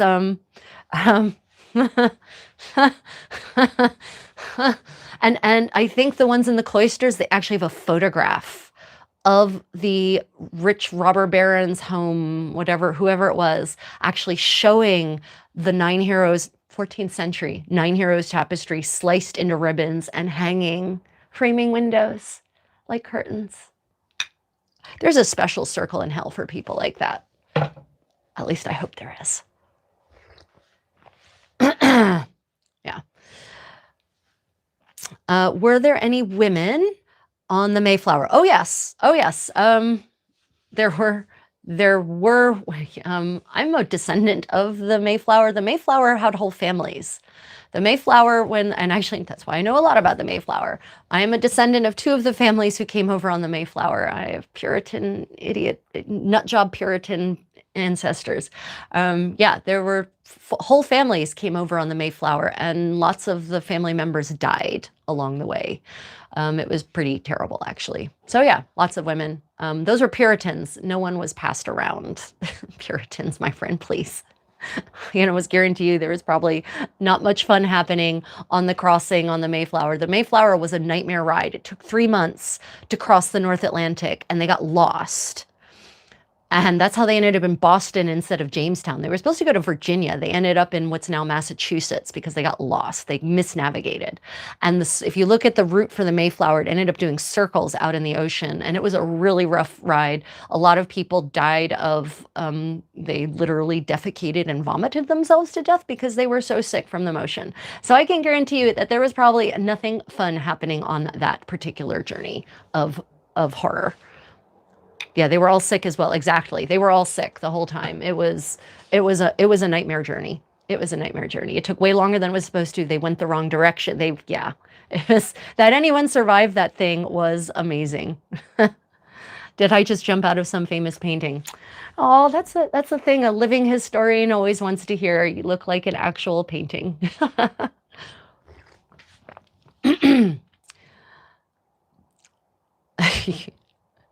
As I said, I have ancestors who came over on the Mayflower, but you know, some people don't have good listening skills. Oh, hold on a minute. Don't worry. I'm about to, yeah. Oh, some people are just such special snowflakes that they have to behave like little brats and make things unpleasant for other people, but they don't get to stick around. Yep. Have I read Mary Magdalene's Gospel? I have. Of course, it's an apocryphal gospel, and it hasn't. It doesn't seem like it can actually be dated back to Mary Magdalene. So, but I have read it. Yeah. Do I know anything about the Boston Tea Party? It was tea. It was not opium. Yes, it was tea. They really threw tea into the harbor. But you have to understand that tea was a precious commodity in the 18th century. It wasn't Lipton's. They didn't toss a bunch of garbage Lipton's tea into the harbor. They tossed some really quality product into the harbor. So yeah, it wasn't opium. It was tea, 100%. Yeah, 100%. Thank you for those lovely gifts. Appreciate that.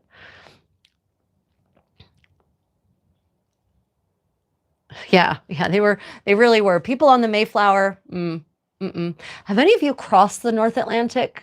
Any of you on a ship, on a sailing ship? I've crossed the North Atlantic on Queen Mary 2. She's an ocean liner. And we went through storms where the waves were lapping at the 7th deck of this massive ocean liner. The Mayflower was microscopic compared to Queen Mary 2. And she went through similar storms. Right? It took them way longer than they should have. They departed way later than they should have in the season. They were supposed to have departed in June, so they'd have the summer to do it, and they didn't. They ended up going through some really rough autumn storms. I can imagine how horrifying and literally gut-wrenching it would have been to be on a tiny ship like the Mayflower crossing the North Atlantic in September and October. No, thank you very little. So no one was having a good time on that particular journey. Okay, yeah, well, so for those of you just joining, welcome to my medieval sewing party. I am the creative Contessa, Madonna Contessa, or some of you know me as Rachel, and I am a practitioner of living history and a permanent scholar of how people lived their lives in the past and history in general. And so my channel is all about sharing history, especially the practical aspects of history, how people lived their lives on a daily basis. And today we're actually supposed to be sewing. So I'm going to actually get sewing and I will continue to answer your questions as we sew along. I am actually working on a new 15th century gown. The dress that should actually go over top of this one, in fact. And I'll just because I'm going to actually sew it. So it actually goes over top of this. I know it doesn't look like much because it's not on my body and taking an actual shape.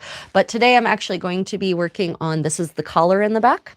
And so I'm actually going to be doing a bunch of little tiny stab stitches to finish this collar up. So let's go ahead and get to that fun process, because the whole point of this is that I sew and we chat about history. So if you have any questions about history, my specialty is really medieval history. I'm also developing a specialty in Korean history as well, specifically Joseon and earlier. So if you have questions about Korean history, history of Korean fashion before the modern era, or if you have questions about life in the Middle Ages, clothing, what kinds of food they ate, how they live their lives on a daily basis, I am very happy to answer them, because that's my jam, baby. That's my jam. Okay, let's see here. Great. Okay, would women have worn a hood similar to the Shodelham hood in the 1200s? Sarah February, that's a great question. I'm trying to remember the Shodelham.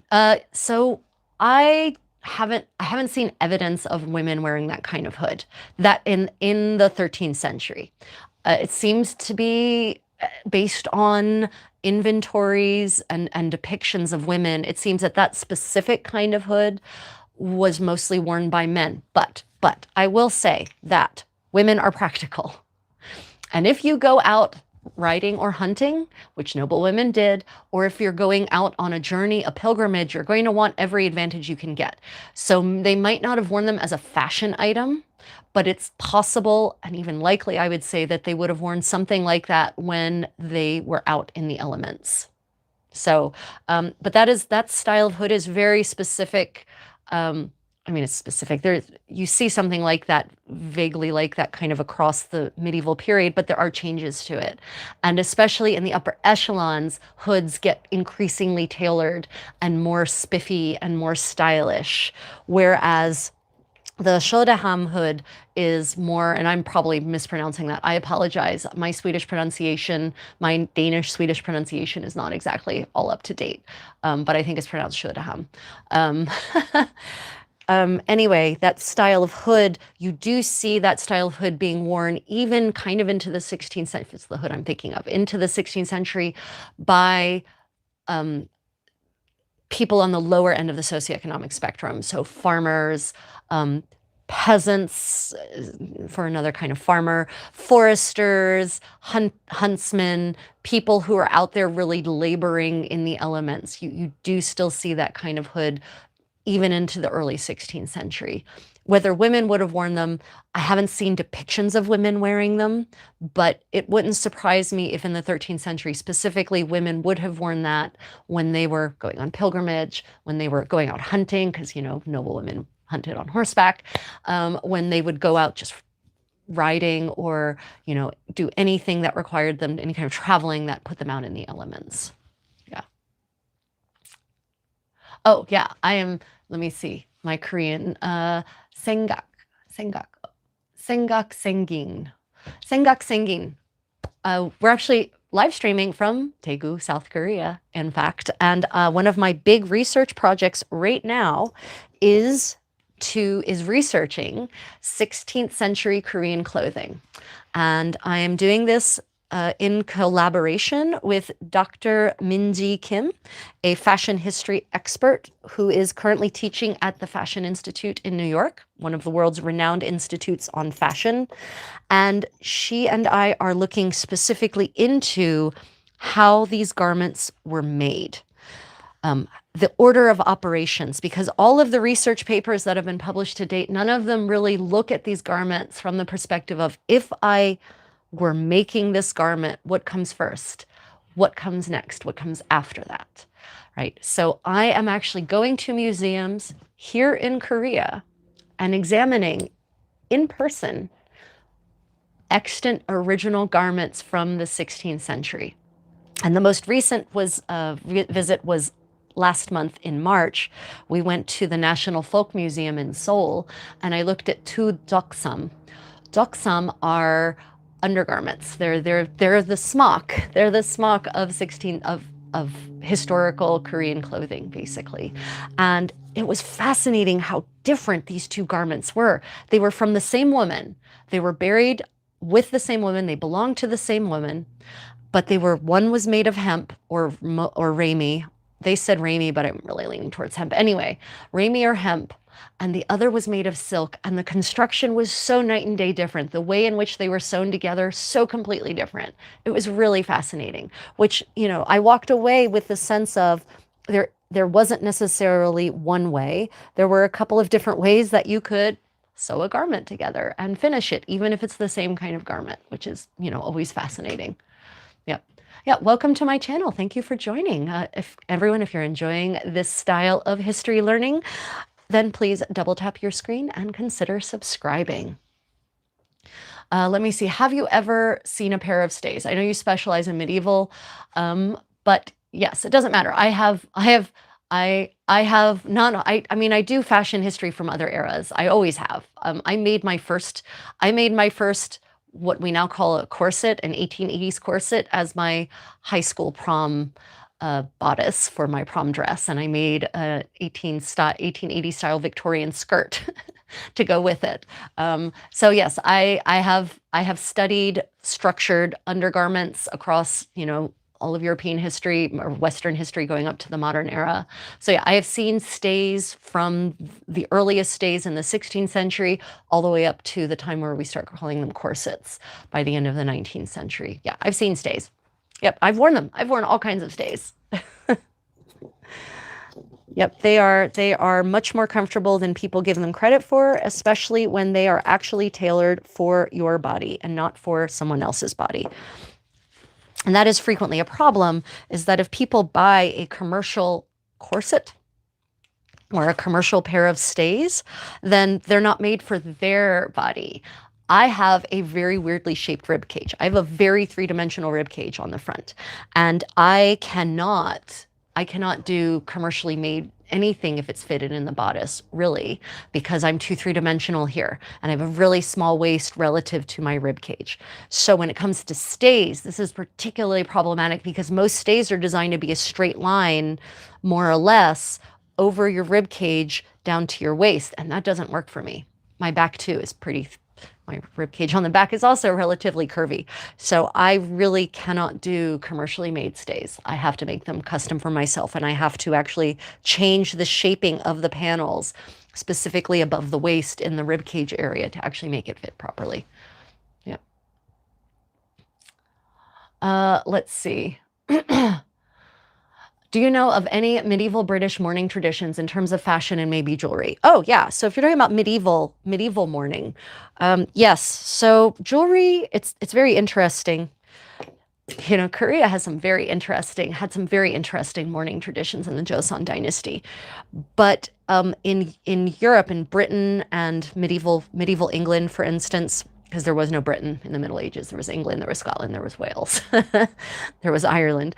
In England, for instance, England had more or less the same sorts of mourning traditions, say in the 15th century, because we should get specific, as everyone else did. So one of the things they would do, black was starting to come into fashion in Northern Europe as a color for mourning, although if you go to other parts of Europe, white is the color for mourning, actually, interestingly, or was the color for mourning in the Middle Ages.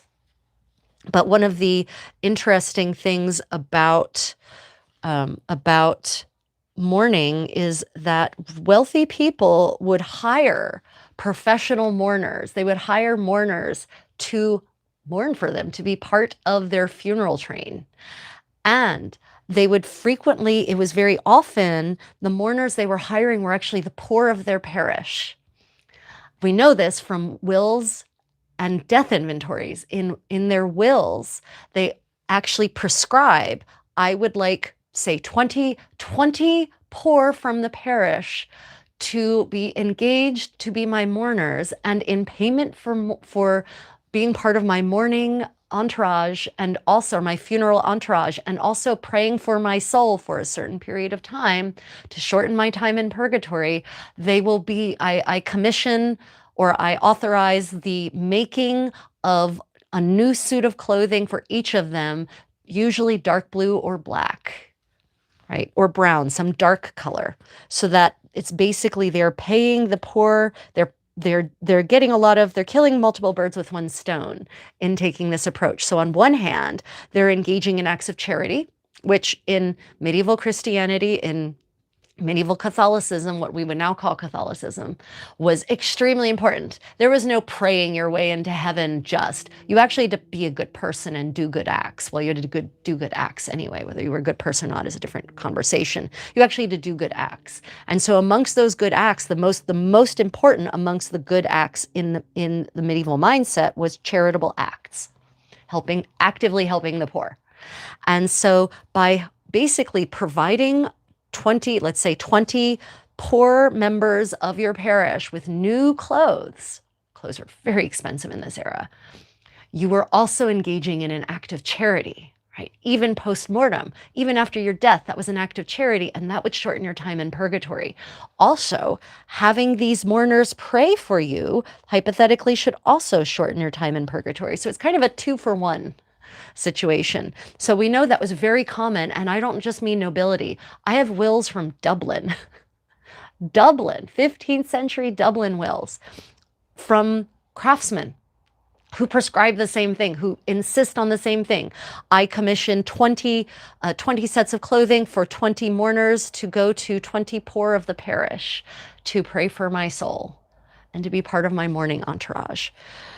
So yeah, that's a very interesting aspect of mourning, actually, that I've discovered in studying fashion history from medieval Europe. Like, you wouldn't think that those things would come together, but there it is. Now, I have not done in-depth studies into funeral rituals in the Middle Ages, so I'm not going to pretend that I know a lot about it.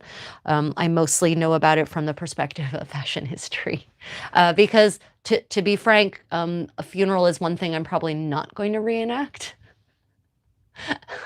I've reenacted a lot of other aspects of medieval society: great feasts, balls, social interactions, sessions where ladies are sitting together and crafting in a medieval fashion, medieval gaming.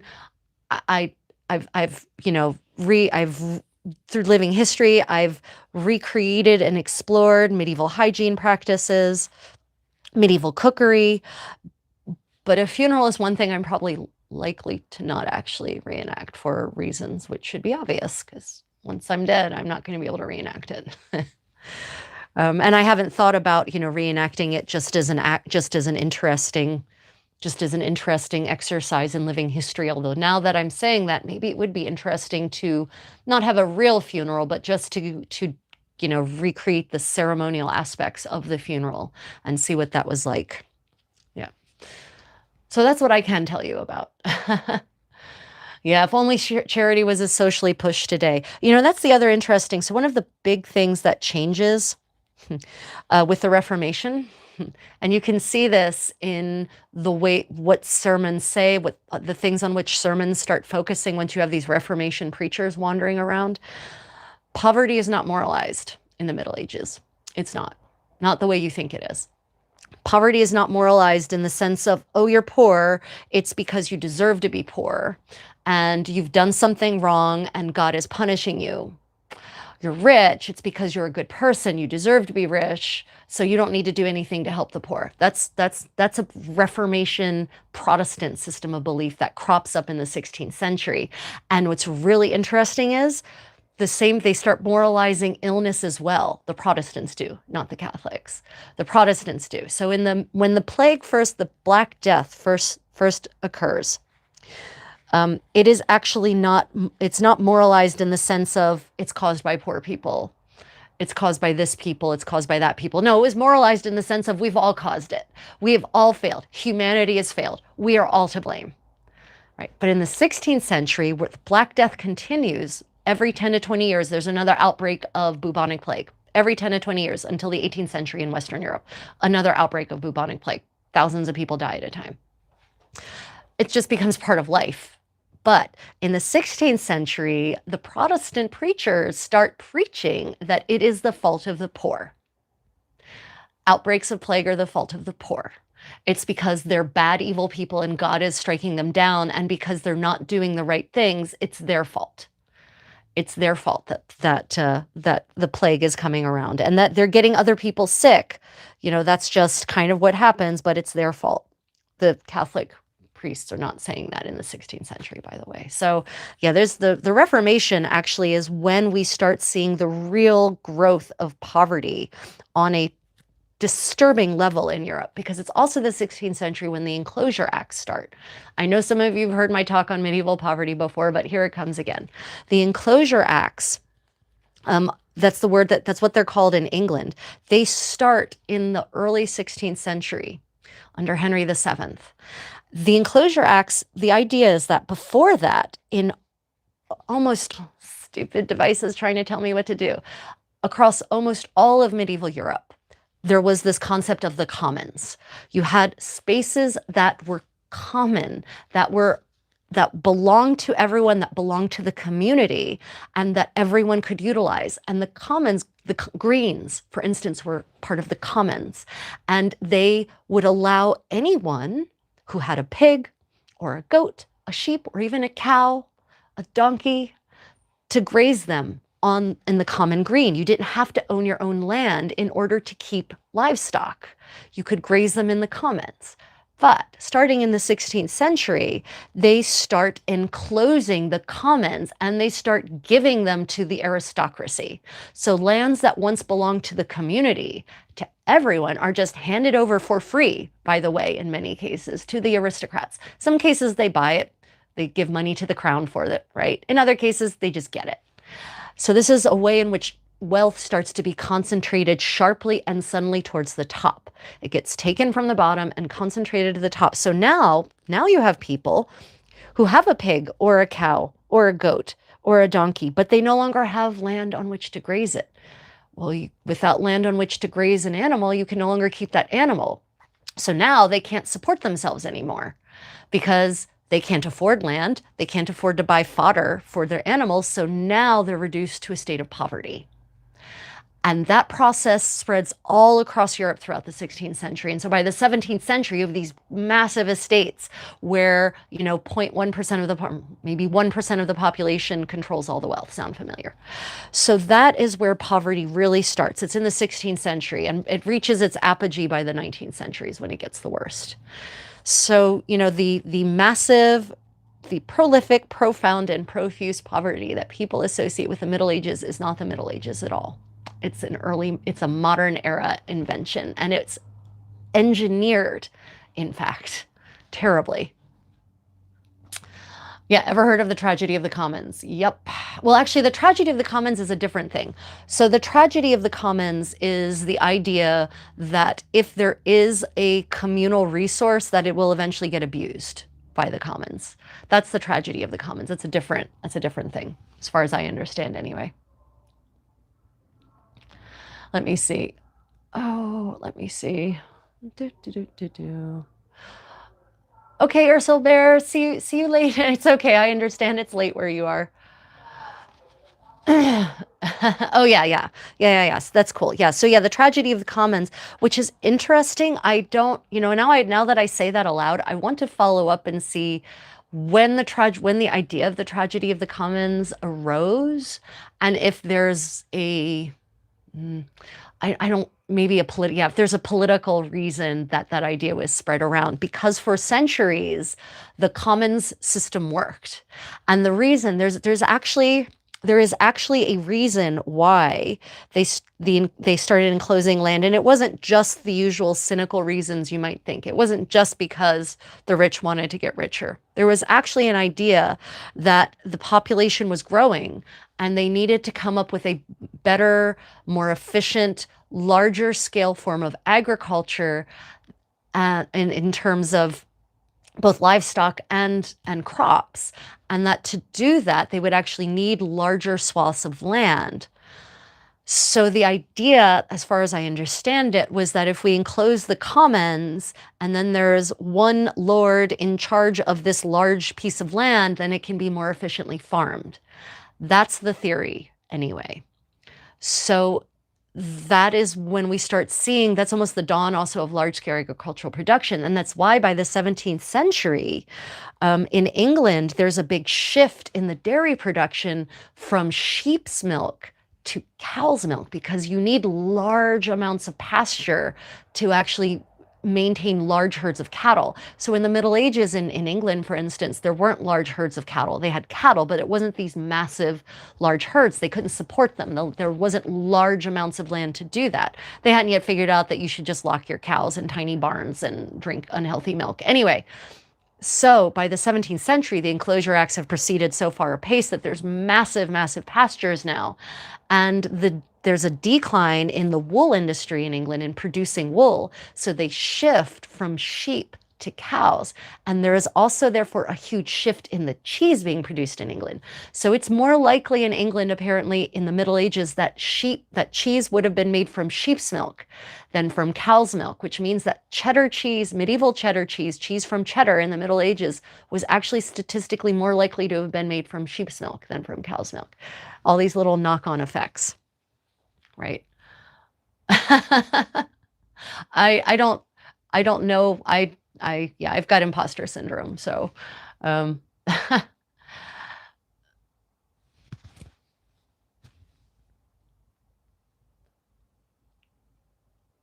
me see. 18. I see. Missed some comments. This is great for not being able to sleep. Well, hopefully it helps you go to sleep. I don't know. Yeah. I'm not Amish. Everyone drink. Not Amish. Not Amish. 15th century Flemish. And you can tell I'm not Amish in many ways. One of them is big, deep neckline like this. 2, bright blue dress. Not Amish. Not modest. Jewelry. Not Amish. Not modest. This style of kerchief is 15th century Flemish. Also not Amish. They wear these tiny little coif-like things, actually. Yep, not Amish, but everyone drink anyway. Have I sewn a pair of stays? Yes, I have. I have sewn several pairs of stays, actually. I haven't sewn in 18th century stays, though, in 20 years. Yeah, I've made stays. It's been a long time, though, because they aren't medieval, so I don't really need them for my living history work. Yeah. The garments, you don't even see pairs of stays until the mid-16th century, really. And in most places in Europe, they're still using soft structured support rather than the hard support of that stays provide. Let me see. How did you get into the 15th century? That's a good question. I've always been drawn to the medieval world aesthetically. I've always liked playing dress up in olden days, and I grew up in Delaware, which is a small state on the center of the East Coast. And I grew up, therefore, between really fantastic museums that were endowed by robber barons who had large medieval collections. So I grew up going to museums frequently that have large 15th century art collections, like the Metropolitan Museum of Art, like the Cloisters, like the Philadelphia Museum of Art, like the Walters Museum in Baltimore, like the National Gallery. And so I was just sort of always surrounded by the 15th century motif. And I always enjoyed playing dress up like olden times. And eventually I found, I got so interested in it that I thought about starting my own. At that point, I just called it a club because I didn't know about medieval living history at that point. This was in the 90s and the internet was useless for almost anything. And then I found a medieval recreationist group. And through that, I discovered that I really loved historical dancing. And in the course of that journey, I discovered that the earliest dances about which we knew anything really are 15th century. We can't really reconstruct dance before the 15th century. There are no manuals that have survived. There are no detailed instructions. So I decided, therefore, I settled into the 15th century because I could do all the things I loved about living history reliably and documentably in the 15th century.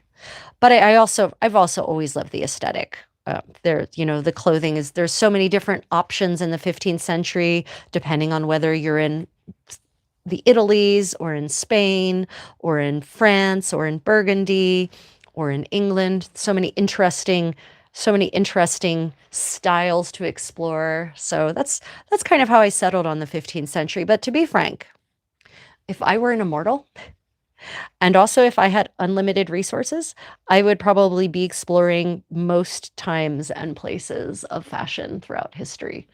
Oh, Joanna, thank you so much. Appreciate that star. Thank you. Yeah, I mean the 15th century, look, guys, every era has its downsides.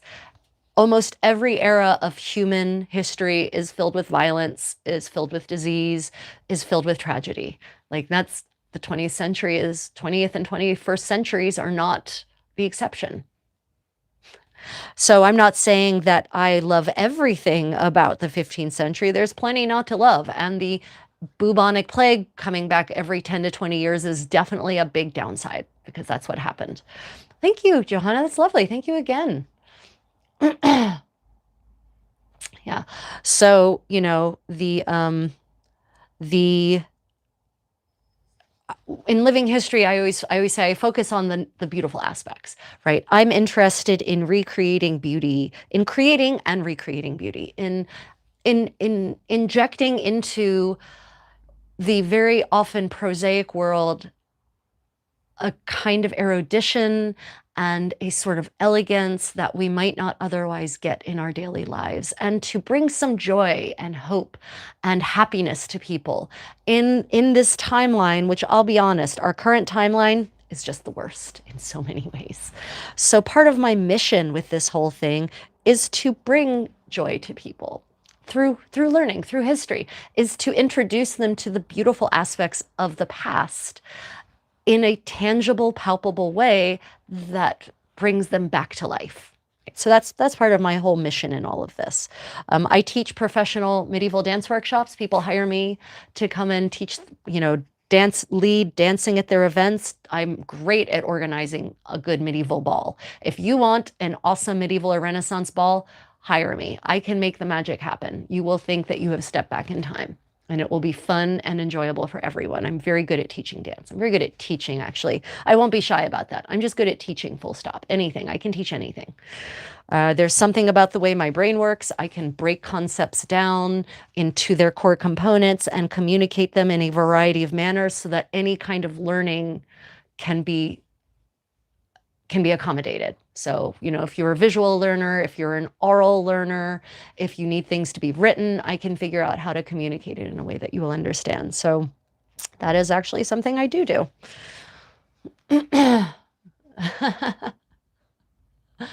Yeah, whimsy. Like, we need more whimsy. The world needs more whimsy. There is so much tragedy and horror happening around us, all of us across the world on a regular basis. We need more whimsy or we will break. 100%. Yep. Yeah. Thank you, the Mima. Hope to see you later. I hope you subscribed. For those just joining, welcome to my medieval sewing party, where I hold forth on a variety of living history topics, answer your questions while I work on my latest 15th century gown. Yep. Whimsy and elegance for the win. Yep. I appreciate you all joining me today. And yeah, if you have questions, pop them in the live stream. I'm only ignoring the really rude pieces of refuse, the flotsam and jetsam that sometimes wanders into this chat. But if you were asking a really good question or just a nice, polite question, I'm not ignoring it. The chat sometimes moves really quickly. And if I only ever stare at the chat, I would never get any sewing done. And part of this is that we sew together. So yeah, if you asked a question and, you know, about something medieval, something on topic, and I missed it, just occasionally pop it back in the chat and I'll try to I will eventually see it, I promise. Normally I have my moderator here, and then he kind of like whispers into my ear the questions I should be answering that I've missed. It's harder to do this when it's just me, I will admit that.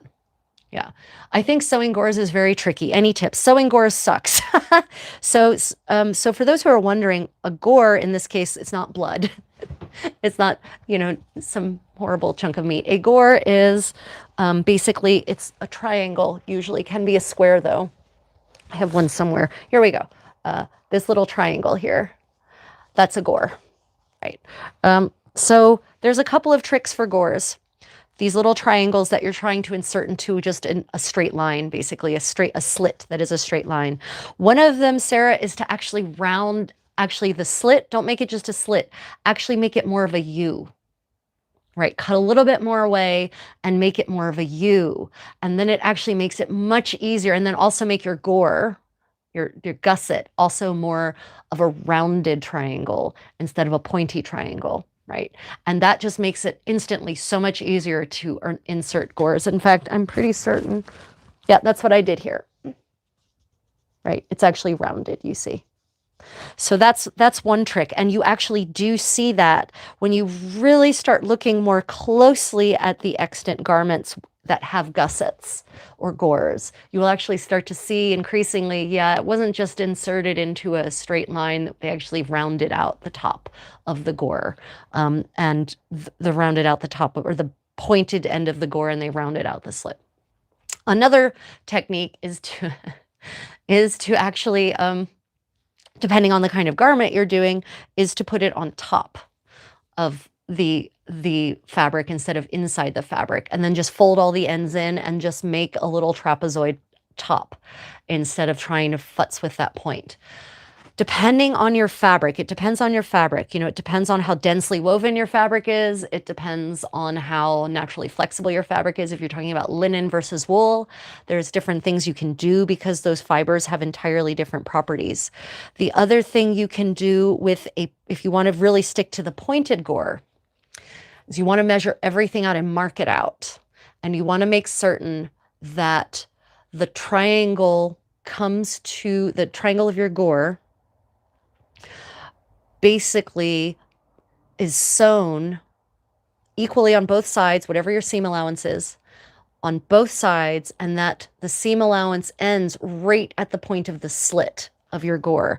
And you might have to put a couple of little like buttonhole stitches in there to secure the tip, to secure the slit so that it doesn't, you know, tear into itself. But that's the other thing, is that you just basically make it so that the seams meet at exactly the point where the fabric into which you're inserting the gore cuts open. It's like an exact thing. There's at that point, at the point of the triangle, there is no seam allowance basically on the fabric into which you're inserting the gore. The gore, of course, has the fabric allowance. That's fine. But it's the slit that won't, in that case, have the seam allowance anymore. Does that make sense? It's hard to use words to describe these things. I think, I'm trying to think if I've done a video on that shows inserting gores. I don't think I have, because none of the things I've made that I've vlogged actually have gores. It's a nightmare. Gores are a nightmare. They really are. They're the most challenging thing ever. Yeah, it's, you know, using words to describe a visual thing, it's inadequate. I know. The easiest thing to do, honest to God, the easiest thing to do is to round it all out, to make it not pointy but rounded, and to just, on the fabric into which you're inserting the gore, just cut a little more away to make it more of a little bit more of a U-shaped slit opening than a straight slit. Your life will go much easier that way. Crazy question. Did women live long enough to have gray hair? In the paintings, I don't remember seeing older women with gray hair. Yeah, so yes, absolutely they did. So they lived long enough to develop gray hair. There's very few depictions of older women where you can see their hair at all. And that's why you're not seeing the gray hair. Because the general trend for most of the Middle Ages in Europe anyway, the general trend is that by the time you get to the era when you actually have portraits of women, and portraits of elderly women specifically, by the time you hit the matron phase, shall we say, the venerable matron phase, women are covering their hair entirely. Like you're not even going to see little fringes like this. Like they're wearing a wimple that, you know, entirely encapsulates their face. They're wearing veils that entirely cover their hair. They almost look like nuns. And that's because in many cases, women who could afford portraiture, when they reached that stage of their life, they usually did actually retire to a nunnery. Not because anyone made them, because they wanted to, because contrary to popular belief, entering a convent was actually something a lot of women chose to do. because it was a great life, because you were independent, because no man could tell you what to do, because you had agency over yourself, right? They wanted to join a convent. So a lot of women, when you see them in their effigies in the 15th century, is really when you start to see effigies that are actually have color in them. Yeah, the reason you don't see the gray hair is because it's completely covered. But yeah, most people, men too. If you, how to say this, if you control for infant and child mortality in the Middle Ages, meaning if you cut deaths under the age of, say, 14 out, I mean 18, then suddenly the average age across all of medieval Europe skyrockets. Because the problem, when people say, people live to an average of 35 in the Middle Ages, no. What they mean is that if you factor in all of the infant deaths, all of the stillbirths, if you factor in all of the children who died in childhood, that lowers the average age to 35. But the second you control for that, if you exclude those numbers, then the average age goes up into the 60s. Women often lived to be very old. If they could get through if they could get through childbearing years, they generally lived to be a ripe old age. Eleanor of Aquitaine died at the age of 82, something in her 80s. She was in her 80s when she died after having given birth like 13 times. Not all of those children survived into adulthood.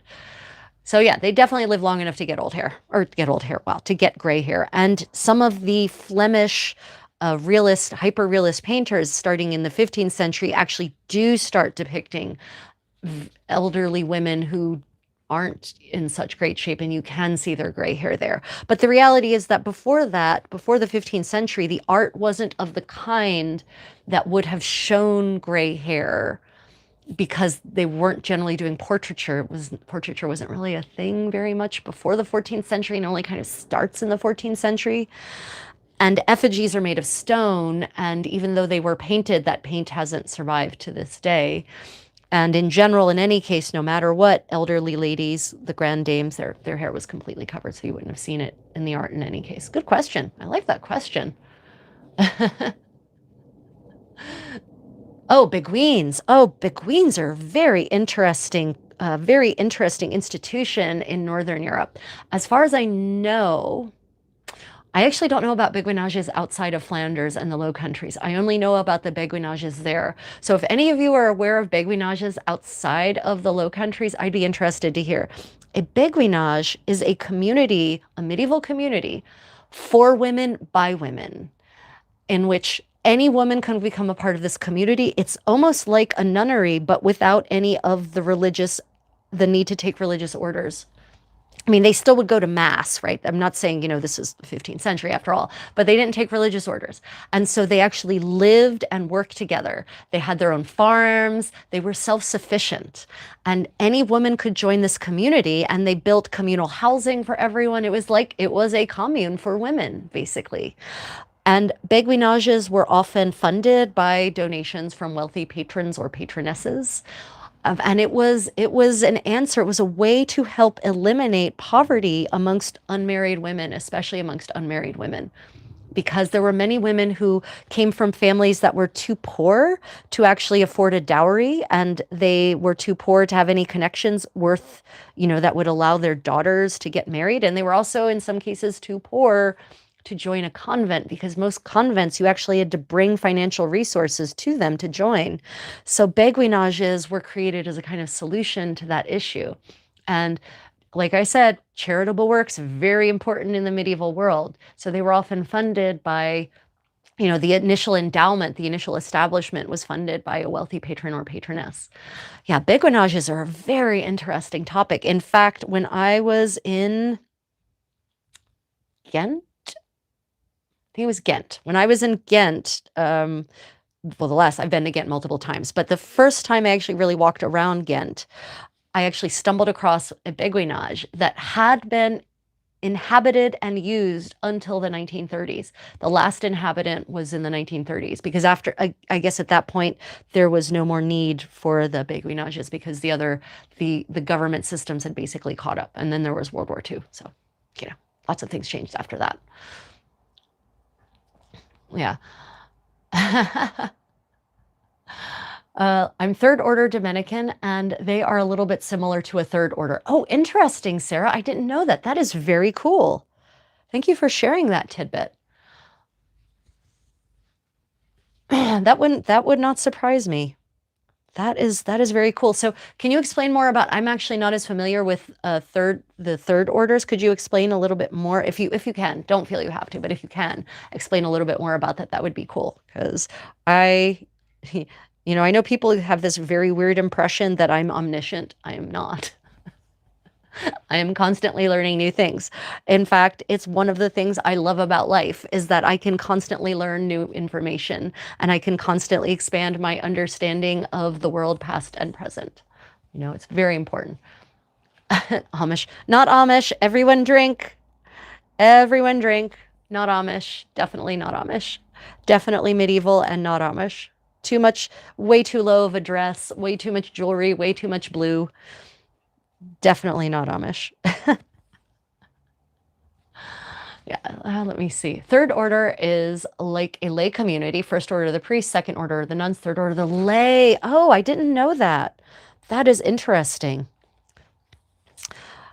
Yeah, so the lay, the lay communities in these, and yeah, so yeah, the Beguines are kind of like a lay community, but they're usually not attached to, yeah, they're not attached to a convent or a monastic community as far as I know. Yeah. Yeah. Yeah. Humans are incredibly brilliant in finding ways of drink destroying. Yeah. Oh my goodness. Yeah. So if you all are enjoying this medieval sewing party live stream, don't forget to double tap that screen and consider subscribing. Let me see. Oh God, the president's death. Jesus. No, I don't want to go. I don't want to dive into the way some of our presidents have died. So this is another of those myths about the Middle Ages. People look at the horror show that was 18th and 19th century medicine in the West, and they assume that the Middle Ages must have been way worse. It wasn't. It was not way worse. It was in many ways better. Human development is not a linear trajectory. So we have plenty of health manuals, physicians' manuals, treatises that have survived from the Middle Ages that emphasize the importance of washing hands all the time. Washing hands before, during, and after a meal. Washing hands before and after performing a medical procedure, especially surgery. Right? Lots of evidence that this was done. And you know why? I'm pretty certain they did wash, medieval surgeons did wash their hands, because we have hundreds of records of surgeries having been performed and people having survived them, not died of sepsis. They survived them. If they did not die of sepsis, it's because their surgeons washed their hands and washed their implements and had a clean surgical area. Right? We know that women had breast reduction surgery in the Middle Ages. Yes, you heard me right. Because in the Middle Ages, petite breasts were fashionable. Large pendulous breasts were not, and in fact were regarded with a pretty jaundiced eye. They said not nice things about women with large breasts. And so women would actually have breast reduction surgery. Men, hair lips, they were cleft palates were being repaired in the Middle Ages. Henry V, King of England, took an arrow to the head. According to his physician, it penetrated 6 inches. They designed a special implement to remove it. Brilliant doctor, designed a special tool to remove it, and he survived. By all rights, he should have died of sepsis. He really should have, but he survived. Meanwhile, Diego di Cavaniglia, who lived several decades afterwards, knight down in southern Italy from Naples, he died after getting an arrow to the knee. He died a couple of days later of sepsis. So we know that surgeons, there were plenty of surgeons and plenty of doctors in the Middle Ages who had good, clean technique, right? But somewhere along the way that stopped. And I've been trying to trace the history of Western medicine to figure out why. What was the shift? I haven't really been able to pin it down yet, but I'm going to assume that, like many things, it's got to be, I don't know, a consequence of the Enlightenment, the so-called Enlightenment. There is a quote. I found a physician writing in the early 19th century, an English physician, and he actually talks about how quarantines should not be enforced. They shouldn't use quarantines because quarantines are an inhibition of our natural liberty as humans, and they're not effective anyway. Quarantines are what kept the Black Death from being worse, the bubonic plague from being worse than it was. Once they figured it out, it's actually apparently effective to quarantine people when they have an infectious disease. But this 19th century English physician decided he called it old-fashioned. It was old-fashioned, and they didn't need to do that anymore. So it wouldn't surprise me if a bunch of arrogant physicians, riding high on the drug, the opiate of the Enlightenment, basically decided that if it was done by their medieval ancestors, it was old-fashioned and shouldn't still be adhered to. Yeah. Thus you get, physicians, surgeons going from handling corpses to straight to the surgical theater without washing their hands. Good times, the 19th century, real good times. An arrow to the knee reminds me of Skirim. Yeah. So Diego de Cavanilia, he was a count, actually. So he was a landed nobleman in 15th century Italy, and in a certain way could maybe be viewed as one of the last medieval crusaders, because he was on crusade against the Ottomans in Otranto, which is in the very sort of the instep of the boot of Italy. And he took an arrow to the knee. Arrow to the knee, right? His armor, like the one spot where his armor didn't protect, he took an arrow there and it killed him. And that is unfortunately probably how most knights, most warriors, most soldiers died in medieval pre-modern combat. They didn't die a glorious battlefield death. They died of infection several days later. His death was probably terrible. It was probably horrific. Sepsis, painful. It feels like your blood, as far as I've been told anyway, it feels apparently like your blood is burning through your veins. Burning. So that can't be nice. And if he's really unlucky, that sepsis may have come with uncontrollable bowel movements, maybe, depending. Yeah. So that is how most knights died in battle. They did not die a glorious battlefield death. They died several days later. Let me just check the time, because I do actually have a place to be. We didn't get too much sewing done because you all kept asking good questions before I sat down to sew. Next time I'm just going to start in sewing position so that I can actually get more sewing done. We have also returned to using leeches and maggots. Yeah, Meech, isn't that amazing? Maggots and leeches are such useful tools in medicine, modern medicine as well. For those who don't know, they actually use maggots to debride the skin, basically, especially for burn victims. It's very useful because they will eat away only the dead tissue. They don't eat living tissue. So they are a very clean and effective way of cleaning wounds and allowing them to then heal better. And leeches can be used to restore circulation, because if you have an area, like you've just reattached a limb, finger, for instance, they can actually let's say you reattach it here, they could put a leech here, and the leech is going to draw the blood, and so it will actually pull the blood into that limb. How awesome is that? 100% natural, biodegradable, low carbon footprint, right? Fantastic. Now, granted, the thing for which they used leeches in the Middle Ages is not good. That was phlebotomy, bloodletting. Bloodletting was the opposite of, there are very few conditions for which bloodletting would have actually been effective and helped the patient. There's like, I read a figure once, like 1 in 10,000 cases of bloodletting, the patient may have had some kind of weird congenital disease that was producing too much blood in their body, and thereby the bloodletting actually helped them.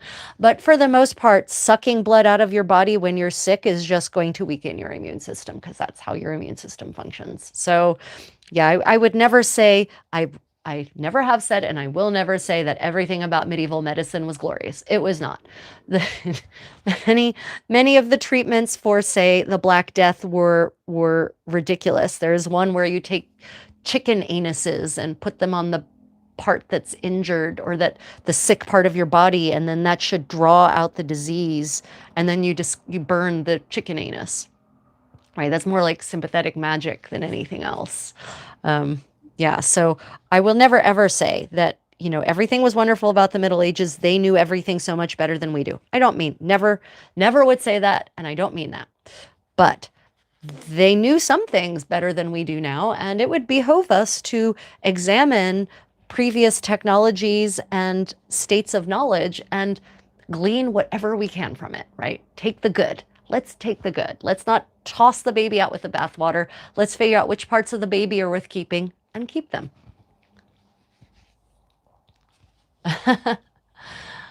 Alcohol for pain. Some found opiates either didn't have. Oh wait, I missed. Ether didn't happen for a couple of years. Sounds like there was an understanding at the time that some substances help prevent infection. Without germ theory, how did they theorize that those worked? So what? Yeah, that's a great question. Thank you. By the way, ramen noodling, it's been a while. Welcome back. Good to see you. Infectious diseases. So yeah, medieval people did not have germ theory, but they understood cause and effect. And so even if it didn't fit in with the humoral theory, they understood that if you apply, say, if you scrub your dishes with your pots and your pans and your kitchen implements with salt, and you put them in the sun, they understood that you didn't get sick when those implements were used for cooking later on, right? So cause and effect they were very practical, right? Even if it didn't fit in with the medical theory. It's like now we have a lot of theories, and not everyone follows this theory. Some people just follow their common sense. People haven't really changed in that regard. And sometimes they would come up with convoluted ways if something worked. And I can't think of an example offhand, but if something from practical experience was observed to work, there's always ways to mentally gymnastic it into the system of humors, right? Or temperaments. There's always a way to talk your way into it being scientifically backed by your theory. And that's, by the way, that happens now as well. There's lots of bacronyming theories, as it were. You come up, you figure out that something works, and then you figure out a way to make it fit in the current theory, rather than changing your current theory. So that is actually a very good question. And yeah, you see it a lot in cooking manuals. You see an understanding about antimicrobial properties. They understood, for instance, that smoking meat would make it last forever, and then you wouldn't get sick from it. There's 2 recipes for smoked sausages in my 15th century Neapolitan recipe collection. And they specifically talk about, you want lean meat, so not high in fat. If it's high in fat, it won't be shelf stable. And that you want to salt it heavily and then smoke it. So they understood that the consequences were this would be preserved for a long time, and then you could eat it and not get sick from it. So yeah, even though they didn't understand, they might not have had a humoral theory for why that worked, but they understood that it did. Honey, yeah, and it's really interesting, antibacterial stuff. Honey doesn't really appear that often in a lot of the medieval health manuals. Sugar does, and we know that sugar is not great for you. But in the treatments for teeth, for brushing your teeth, for instance, in medieval Europe, one of the primary ingredients in toothpaste was ash. Ash is basic. Ash would therefore counter the acids that are produced by the bacteria in your mouth, preserving the enamel of your teeth. And it would also make a basic environment in your mouth, which would also either kill the bacteria in your mouth or just make it an environment that's hostile to their reproduction. So again, they didn't know why it worked, but they knew that it worked. Unfortunately, also those pastes tended to be very abrasive, and so they would frequently end up scrubbing their enamel away by using that on a regular basis. But Everything has its downside, I guess. What did they use for pain? Yeah, good question. What did they use for pain? So they had poppy juice. Poppy juice was absolutely a thing. It is described in multiple doctors' manuals from the era. Poppy juice has a problem, though. Poppy juice is the original opiate, right? That's the original.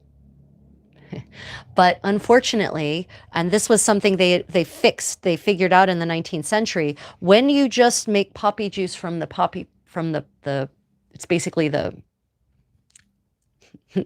the uterus of the poppy plant. There's an actual botanical term for that, and it's not springing to the top of my head. If you remember what the term for a plant's uterus is, let me know in the comments. Jesus, I can't believe I've forgotten it. Completely flown out of my head. Anyway, you take the seed pod from the poppy plant, opium poppy specifically. You slice it open, it has latex inside. You can make a juice from that, basically. The problem is that from poppy plant to poppy plant, especially in the Middle Ages, there was no way of regulating the percentage of active ingredient, the alkaloid, morphine, that is contained by that poppy juice. So you had poppy juice that had various strengths. And so you had some poppy juice that was so strong it would just kill the patient. Their respiration would cease. Right? You had some patients whom it would put in a coma. And there's actually, and I've talked about this, you guys have heard me mention this a couple of times lately, but for those new to the stream, I'll say it again. There is one doctor physician's manual from Salerno, specifically talking about surgery. And it says that if you use poppy juice, you need to smack your patient hard in the face every hour to wake them up enough so that they don't fall too deeply asleep. Too deeply asleep is code for coma and ultimate death. So they actually did have poppy juice. It was effective. It was very effective. Too effective in some cases. They also had topical analgesics. So for instance, clove oil, cloves. You don't even need oil. You can just grind cloves up and steep them in water or steep them in a carrier oil, and the analgesic properties will actually be transferred into the oil. Clove oil, super efficient at numbing, topical numbing. And if you ever have mouth pain, your tooth hurts, your gum hurts, you've got an ulcer, if you chew on a clove, the spice, a clove, it will make it numb. The pain will go away. Very effective. So they absolutely had a variety of topical analgesics. They had a variety of anesthetics, internal anesthetics that, like I said, maybe in some cases were too effective. So they definitely had ways of dealing with the pain. Did they always have access to them? That's a different conversation. And of course, not necessarily. These were not cheap. They were not, opium poppies, as far as I, didn't just grow everywhere, right? Cloves are an expensive spice that comes from Indonesia. So yeah, not everyone had access to all of those great pain-killing medicines. But a lot of surgeries were conducted in charitable hospitals. Hospitals in the Middle Ages were all charitable institutions. They were not for profit. They were funded by donations from wealthy benefactors. They were operated by the church, generally by convents and monastic communities. It was free healthcare for all. It was honest to God universal healthcare. Anyone could go to these hospitals and get treated. And they were nice. They were clean. They had nice private beds. You actually had if you were a poor person, being sick was almost like a vacation, right? Because you got to live in a really nice heated space, or, and if it was cold, then it was heated. You had nice bedding. They actually had nice curtains for the beds, and you got treated by a real trained physician, and you didn't have to pay for it. So yeah, the medical healthcare situation in the Middle Ages in Europe is not as dire as people like to present it to be. Obviously, medieval Europe is not a monolith. The 1,000 years of the Middle Ages is neither monolithic. So your mileage is going to vary based on when and where you're specifically talking. But most places by the High Middle Ages, almost all places where the church existed, there were public hospitals. And many of those public hospitals from the Middle Ages are actually still operating to this day. It's just that they now have modern buildings, and you don't realize that they've been operating since the 12th century or the 13th century. But many of them in Europe have, actually. How cool is that?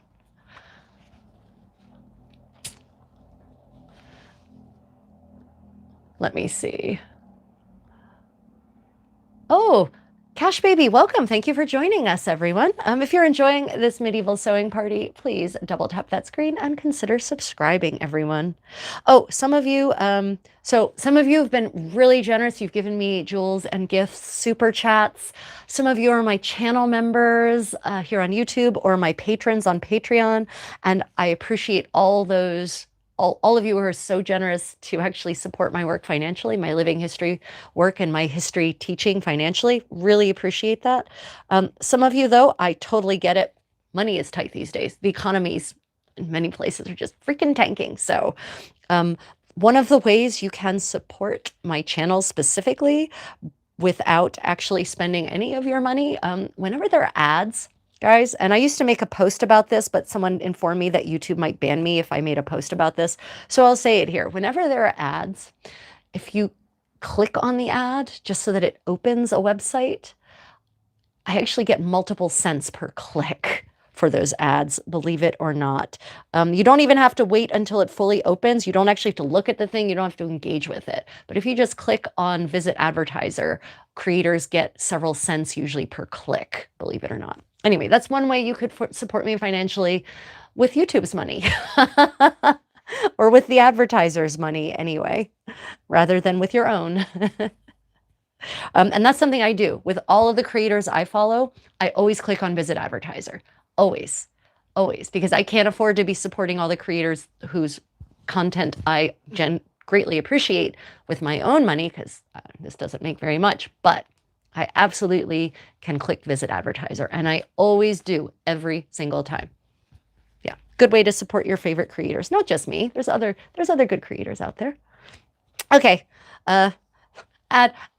advertising off. Back to the medieval.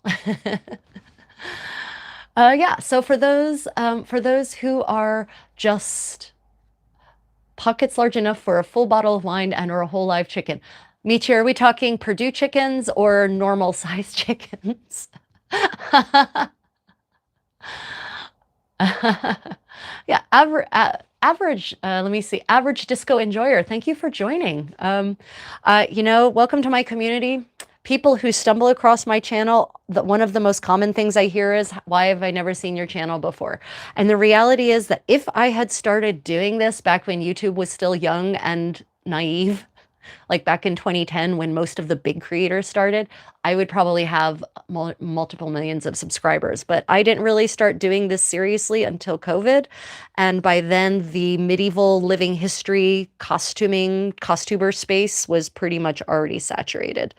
It's only through these live streams that I've really started reaching people, because my finely edited, carefully researched, carefully scripted videos on video essays hardly ever get pushed. Hardly ever gets shown to anyone. So for those of you just joining later on or after this stream, you may be interested in checking out my video catalog. I have full-length, beautiful horizontal videos on topics like medieval rings, medieval headwear, getting dressed in the 15th century, both Florentine and French.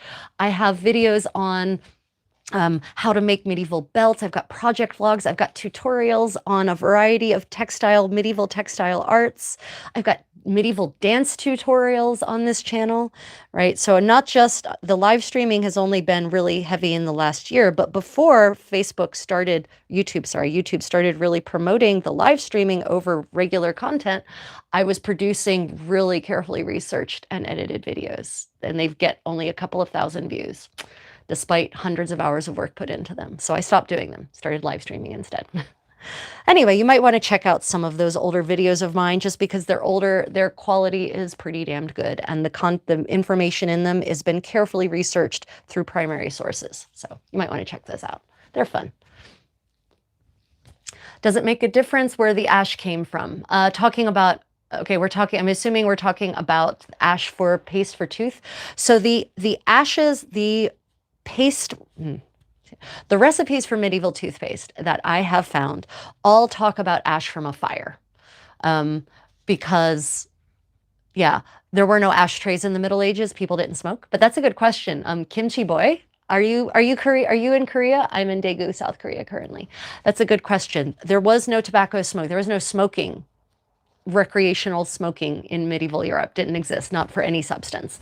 But so there were no ashtrays. So they were definitely talking about the ash from a fire.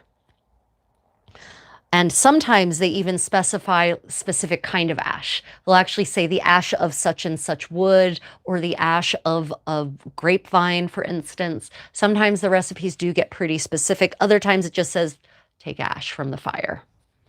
Yeah, so yeah, for those who don't know, smoking in Europe wasn't introduced until this end of the 16th century. And it seems to make maybe the French may have brought it back actually in the middle of the 15th century and introduced it.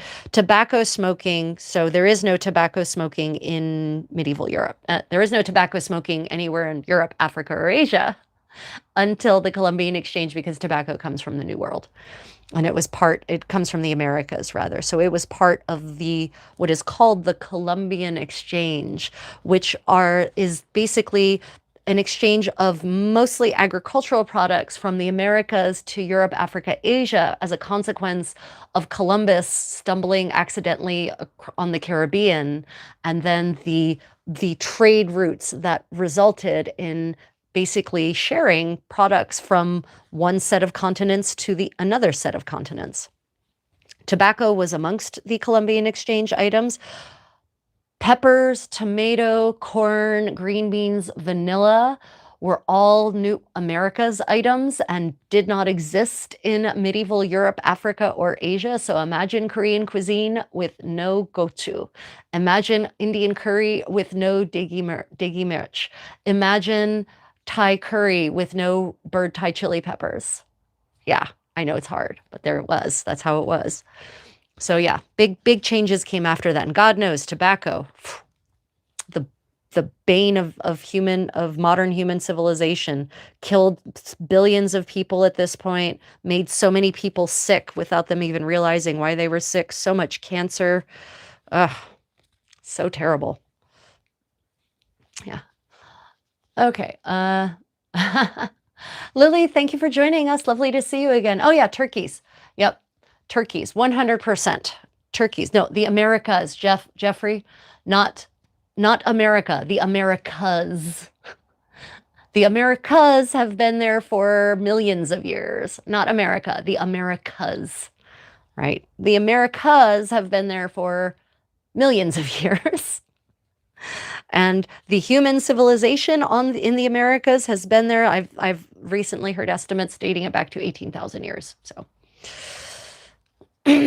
yeah, not America, the Americas, plural, those two sets of continents.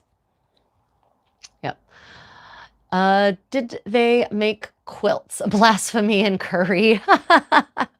Yeah, I know, it's hard to imagine curry without peppers. Did they make quilts? Yes. So quilting, so everyone, I just want you to understand difference in terminology. Patchwork is a technique by which you sew patches of fabric together to make a whole piece of fabric. Quilting is a technique whereby you take multiple layers of fabric and sew them together, sometimes in a specific pattern, sometimes just for practical purposes. Padded quilting is a technique whereby you put padding in between multiple layers of fabric and sew it all together in a specific pattern. Patchwork quilts are quilts where you first patch pieces of fabric together and then you quilt the layers together using stitching, sometimes with padding, sometimes without. So if you're talking about patchwork quilts, not really, not like you imagine it. If you're talking about quilts whereby you have at least 2 layers of fabric, you've got padding in between it, and then stitching in a specific pattern, absolutely. Some have even survived. If you want to look up a really cool 14th century quilt, look up the Tristan quilt.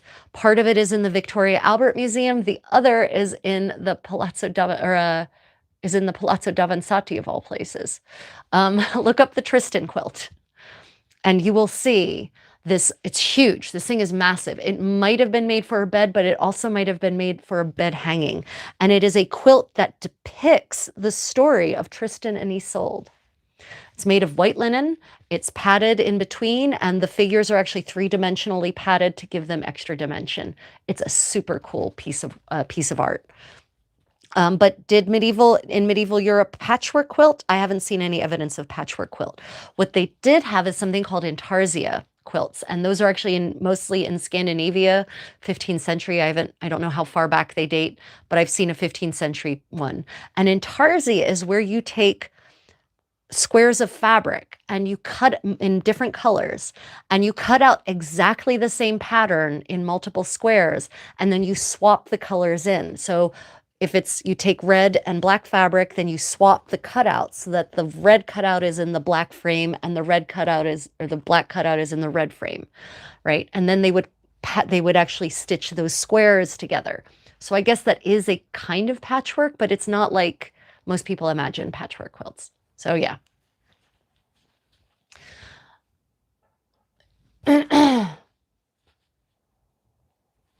Yeah, so Michia, so depends, yeah, so there's a difference between patchwork, which is where you make, yeah, so again, like, are we talking about patchwork or are we talking about quilts that are made of patches?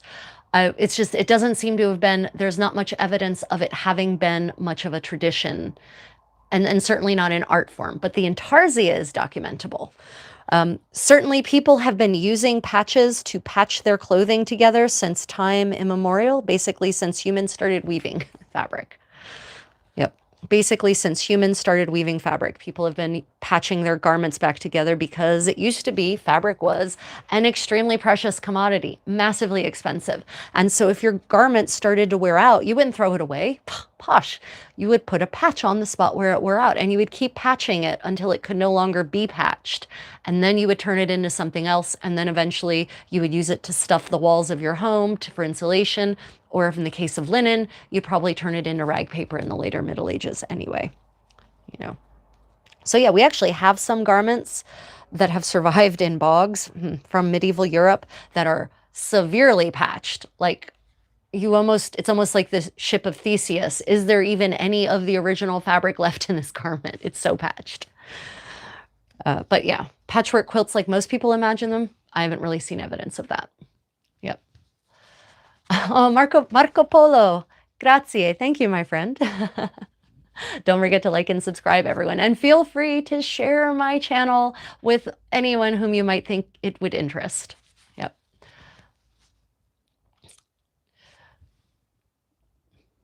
Let me see.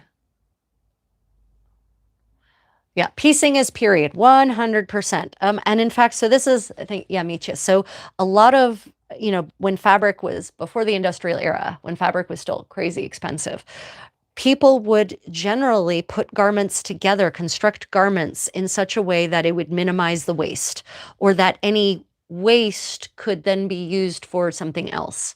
So, generally construction techniques for garments in medieval Europe, and I mean Asia too. Asia historical garments, pre-Western influence Asia garments are very geometrical. They are very fabric efficient. I've been studying historical Korean garments in person, actual extant ones found that have survived 500 years.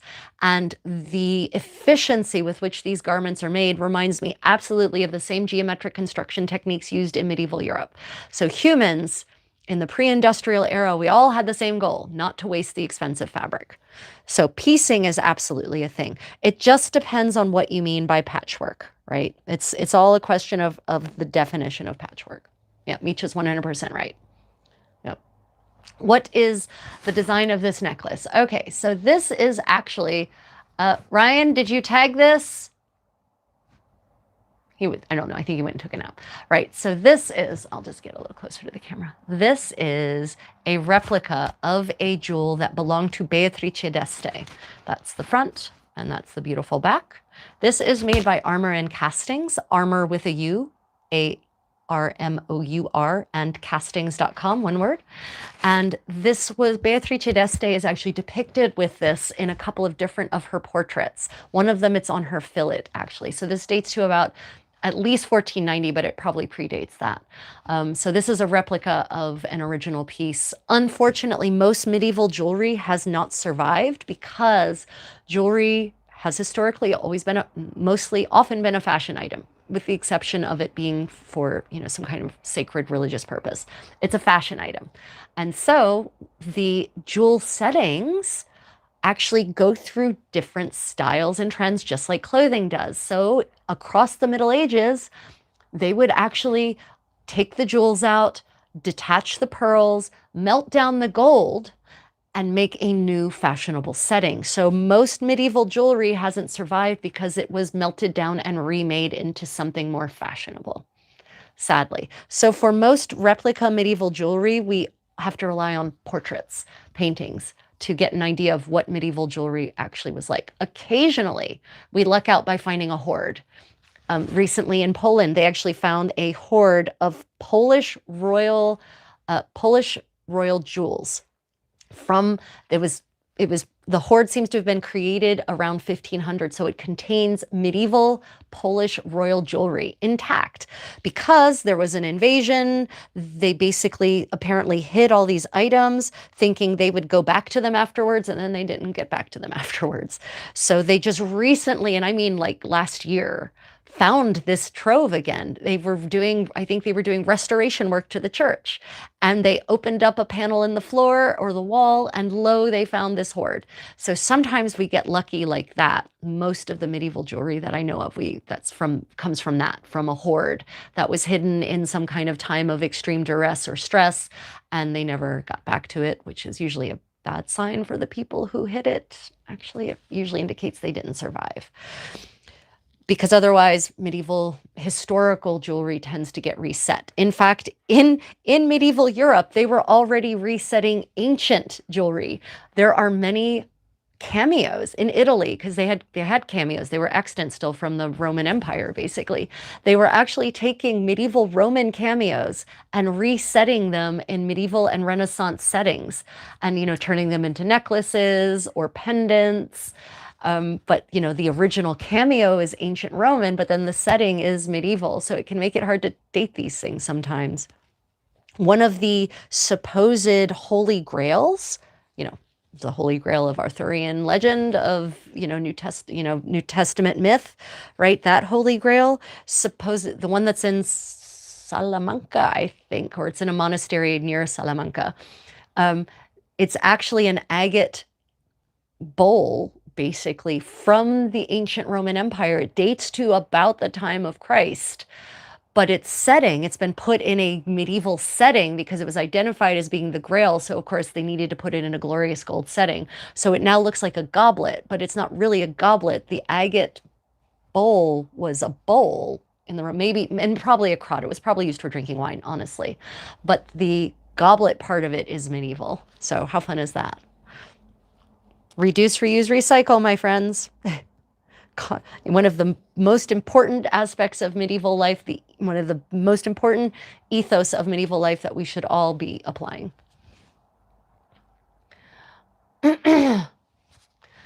Let me see.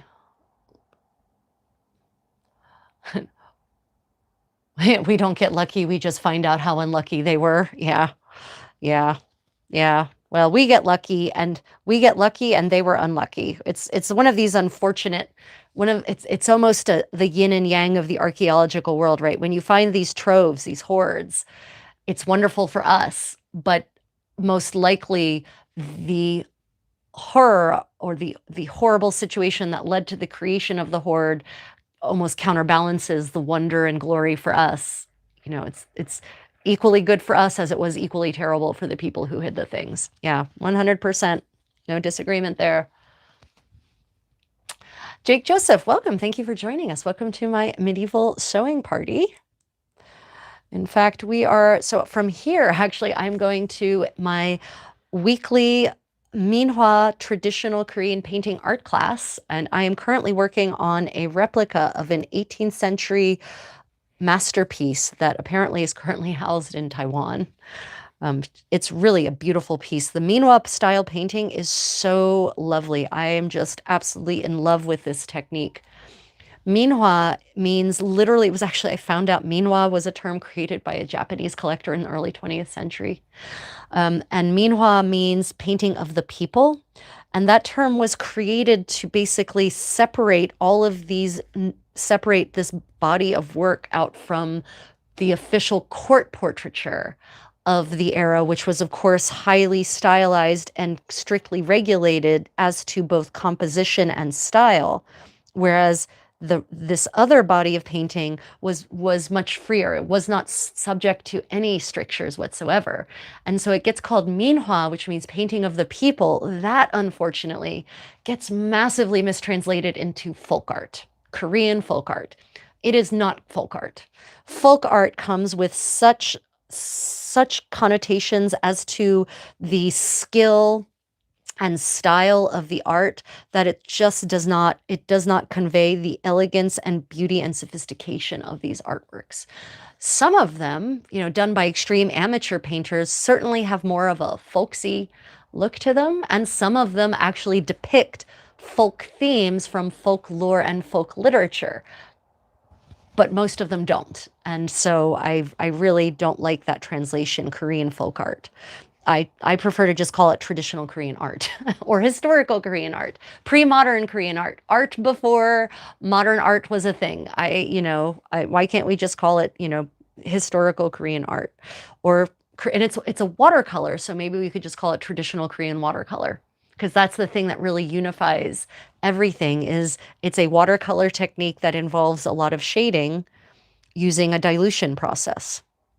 Anyway, that's my soapbox about about minhwa and Korean folk art. Let me see. Yeah, the other really goes says the site from Armor and Castings is crazy stocked. Oh yeah, if you buy something from Armor and Castings from their website, if you use the code Contessa 10, you get an extra 10% discount. Yep. Yeah. Armor and Castings have made so many pieces over the years. A lot of my pieces are their pieces. On this channel, I have a project vlog on making a beautiful, super wide Franco-Burgundian style belt using a buckle that I custom commissioned from them. The beautiful gold coronet that you see in a lot of my more recent videos where I'm wearing the Franco-Burgundian style, that's one of theirs.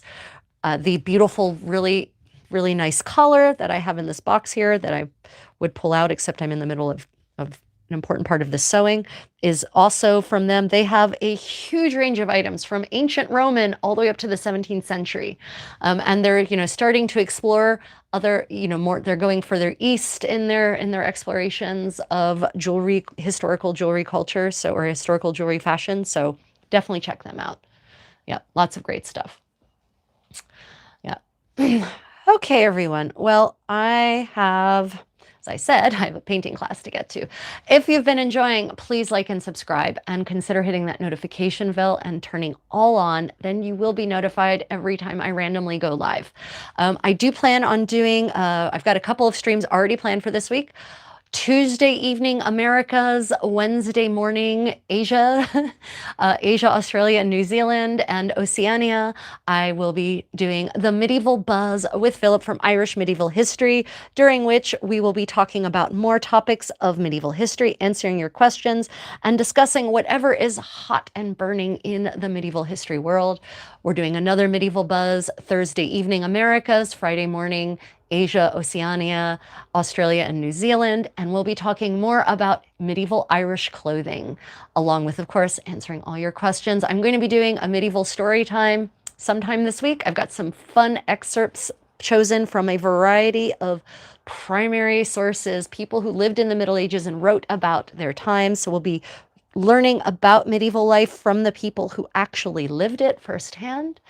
And of course, there might just be other random things I do. I do want to go. We now have leaves on the trees. So one of the things I would like to do as a live stream experiment with you all is to explore a technique for curling hair described in a 12th century women manual on cosmetics that actually talks about the trotula, which actually describes using leaves as curlers and tying something around them into your hair. So I'm going to try to create those curls that are so ubiquitous in 15th century Italy to frame the lady's face. I'm going to try to use those to create that lovely curled frame. So that's going to end up being early morning Americas, evening Asia, middle of the day Europe, Eurafrica, Antarctica, I guess, because I'm going to do that just before I go to bed, and then I'll sleep on it,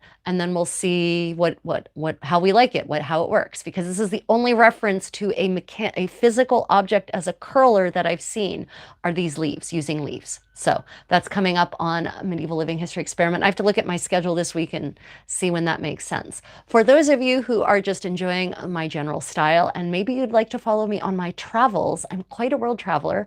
I have a Travels with the Creative Contessa channel. Tomorrow morning, Asia, so 24 hours-ish from now, 20 hours from now, 22 hours from now, I have two lovely friends who are from the medieval living history community, but they work in the cruise industry. And they have been working in the cruise industry for over 2 decades each. And they have some amazing stories, crazy funny stories about passengers and the crazy stuff that passengers request. So tomorrow we're going to be talking about cruise craziness with 3 people who've experienced it. I've experienced it from the passenger side, and they've experienced it from the receiving end. So if you're interested in seeing another aspect of the Contessa, check that out on Travels with the Creative Contessa. Okay, everyone. Until next time, I look forward to seeing many of you again. Welcome to my community, those who just joined. Thank you to my channel members, my patrons, my gifters, and my super chatters. Until next time, everyone, may your adventures in history be creative. Bye, everyone.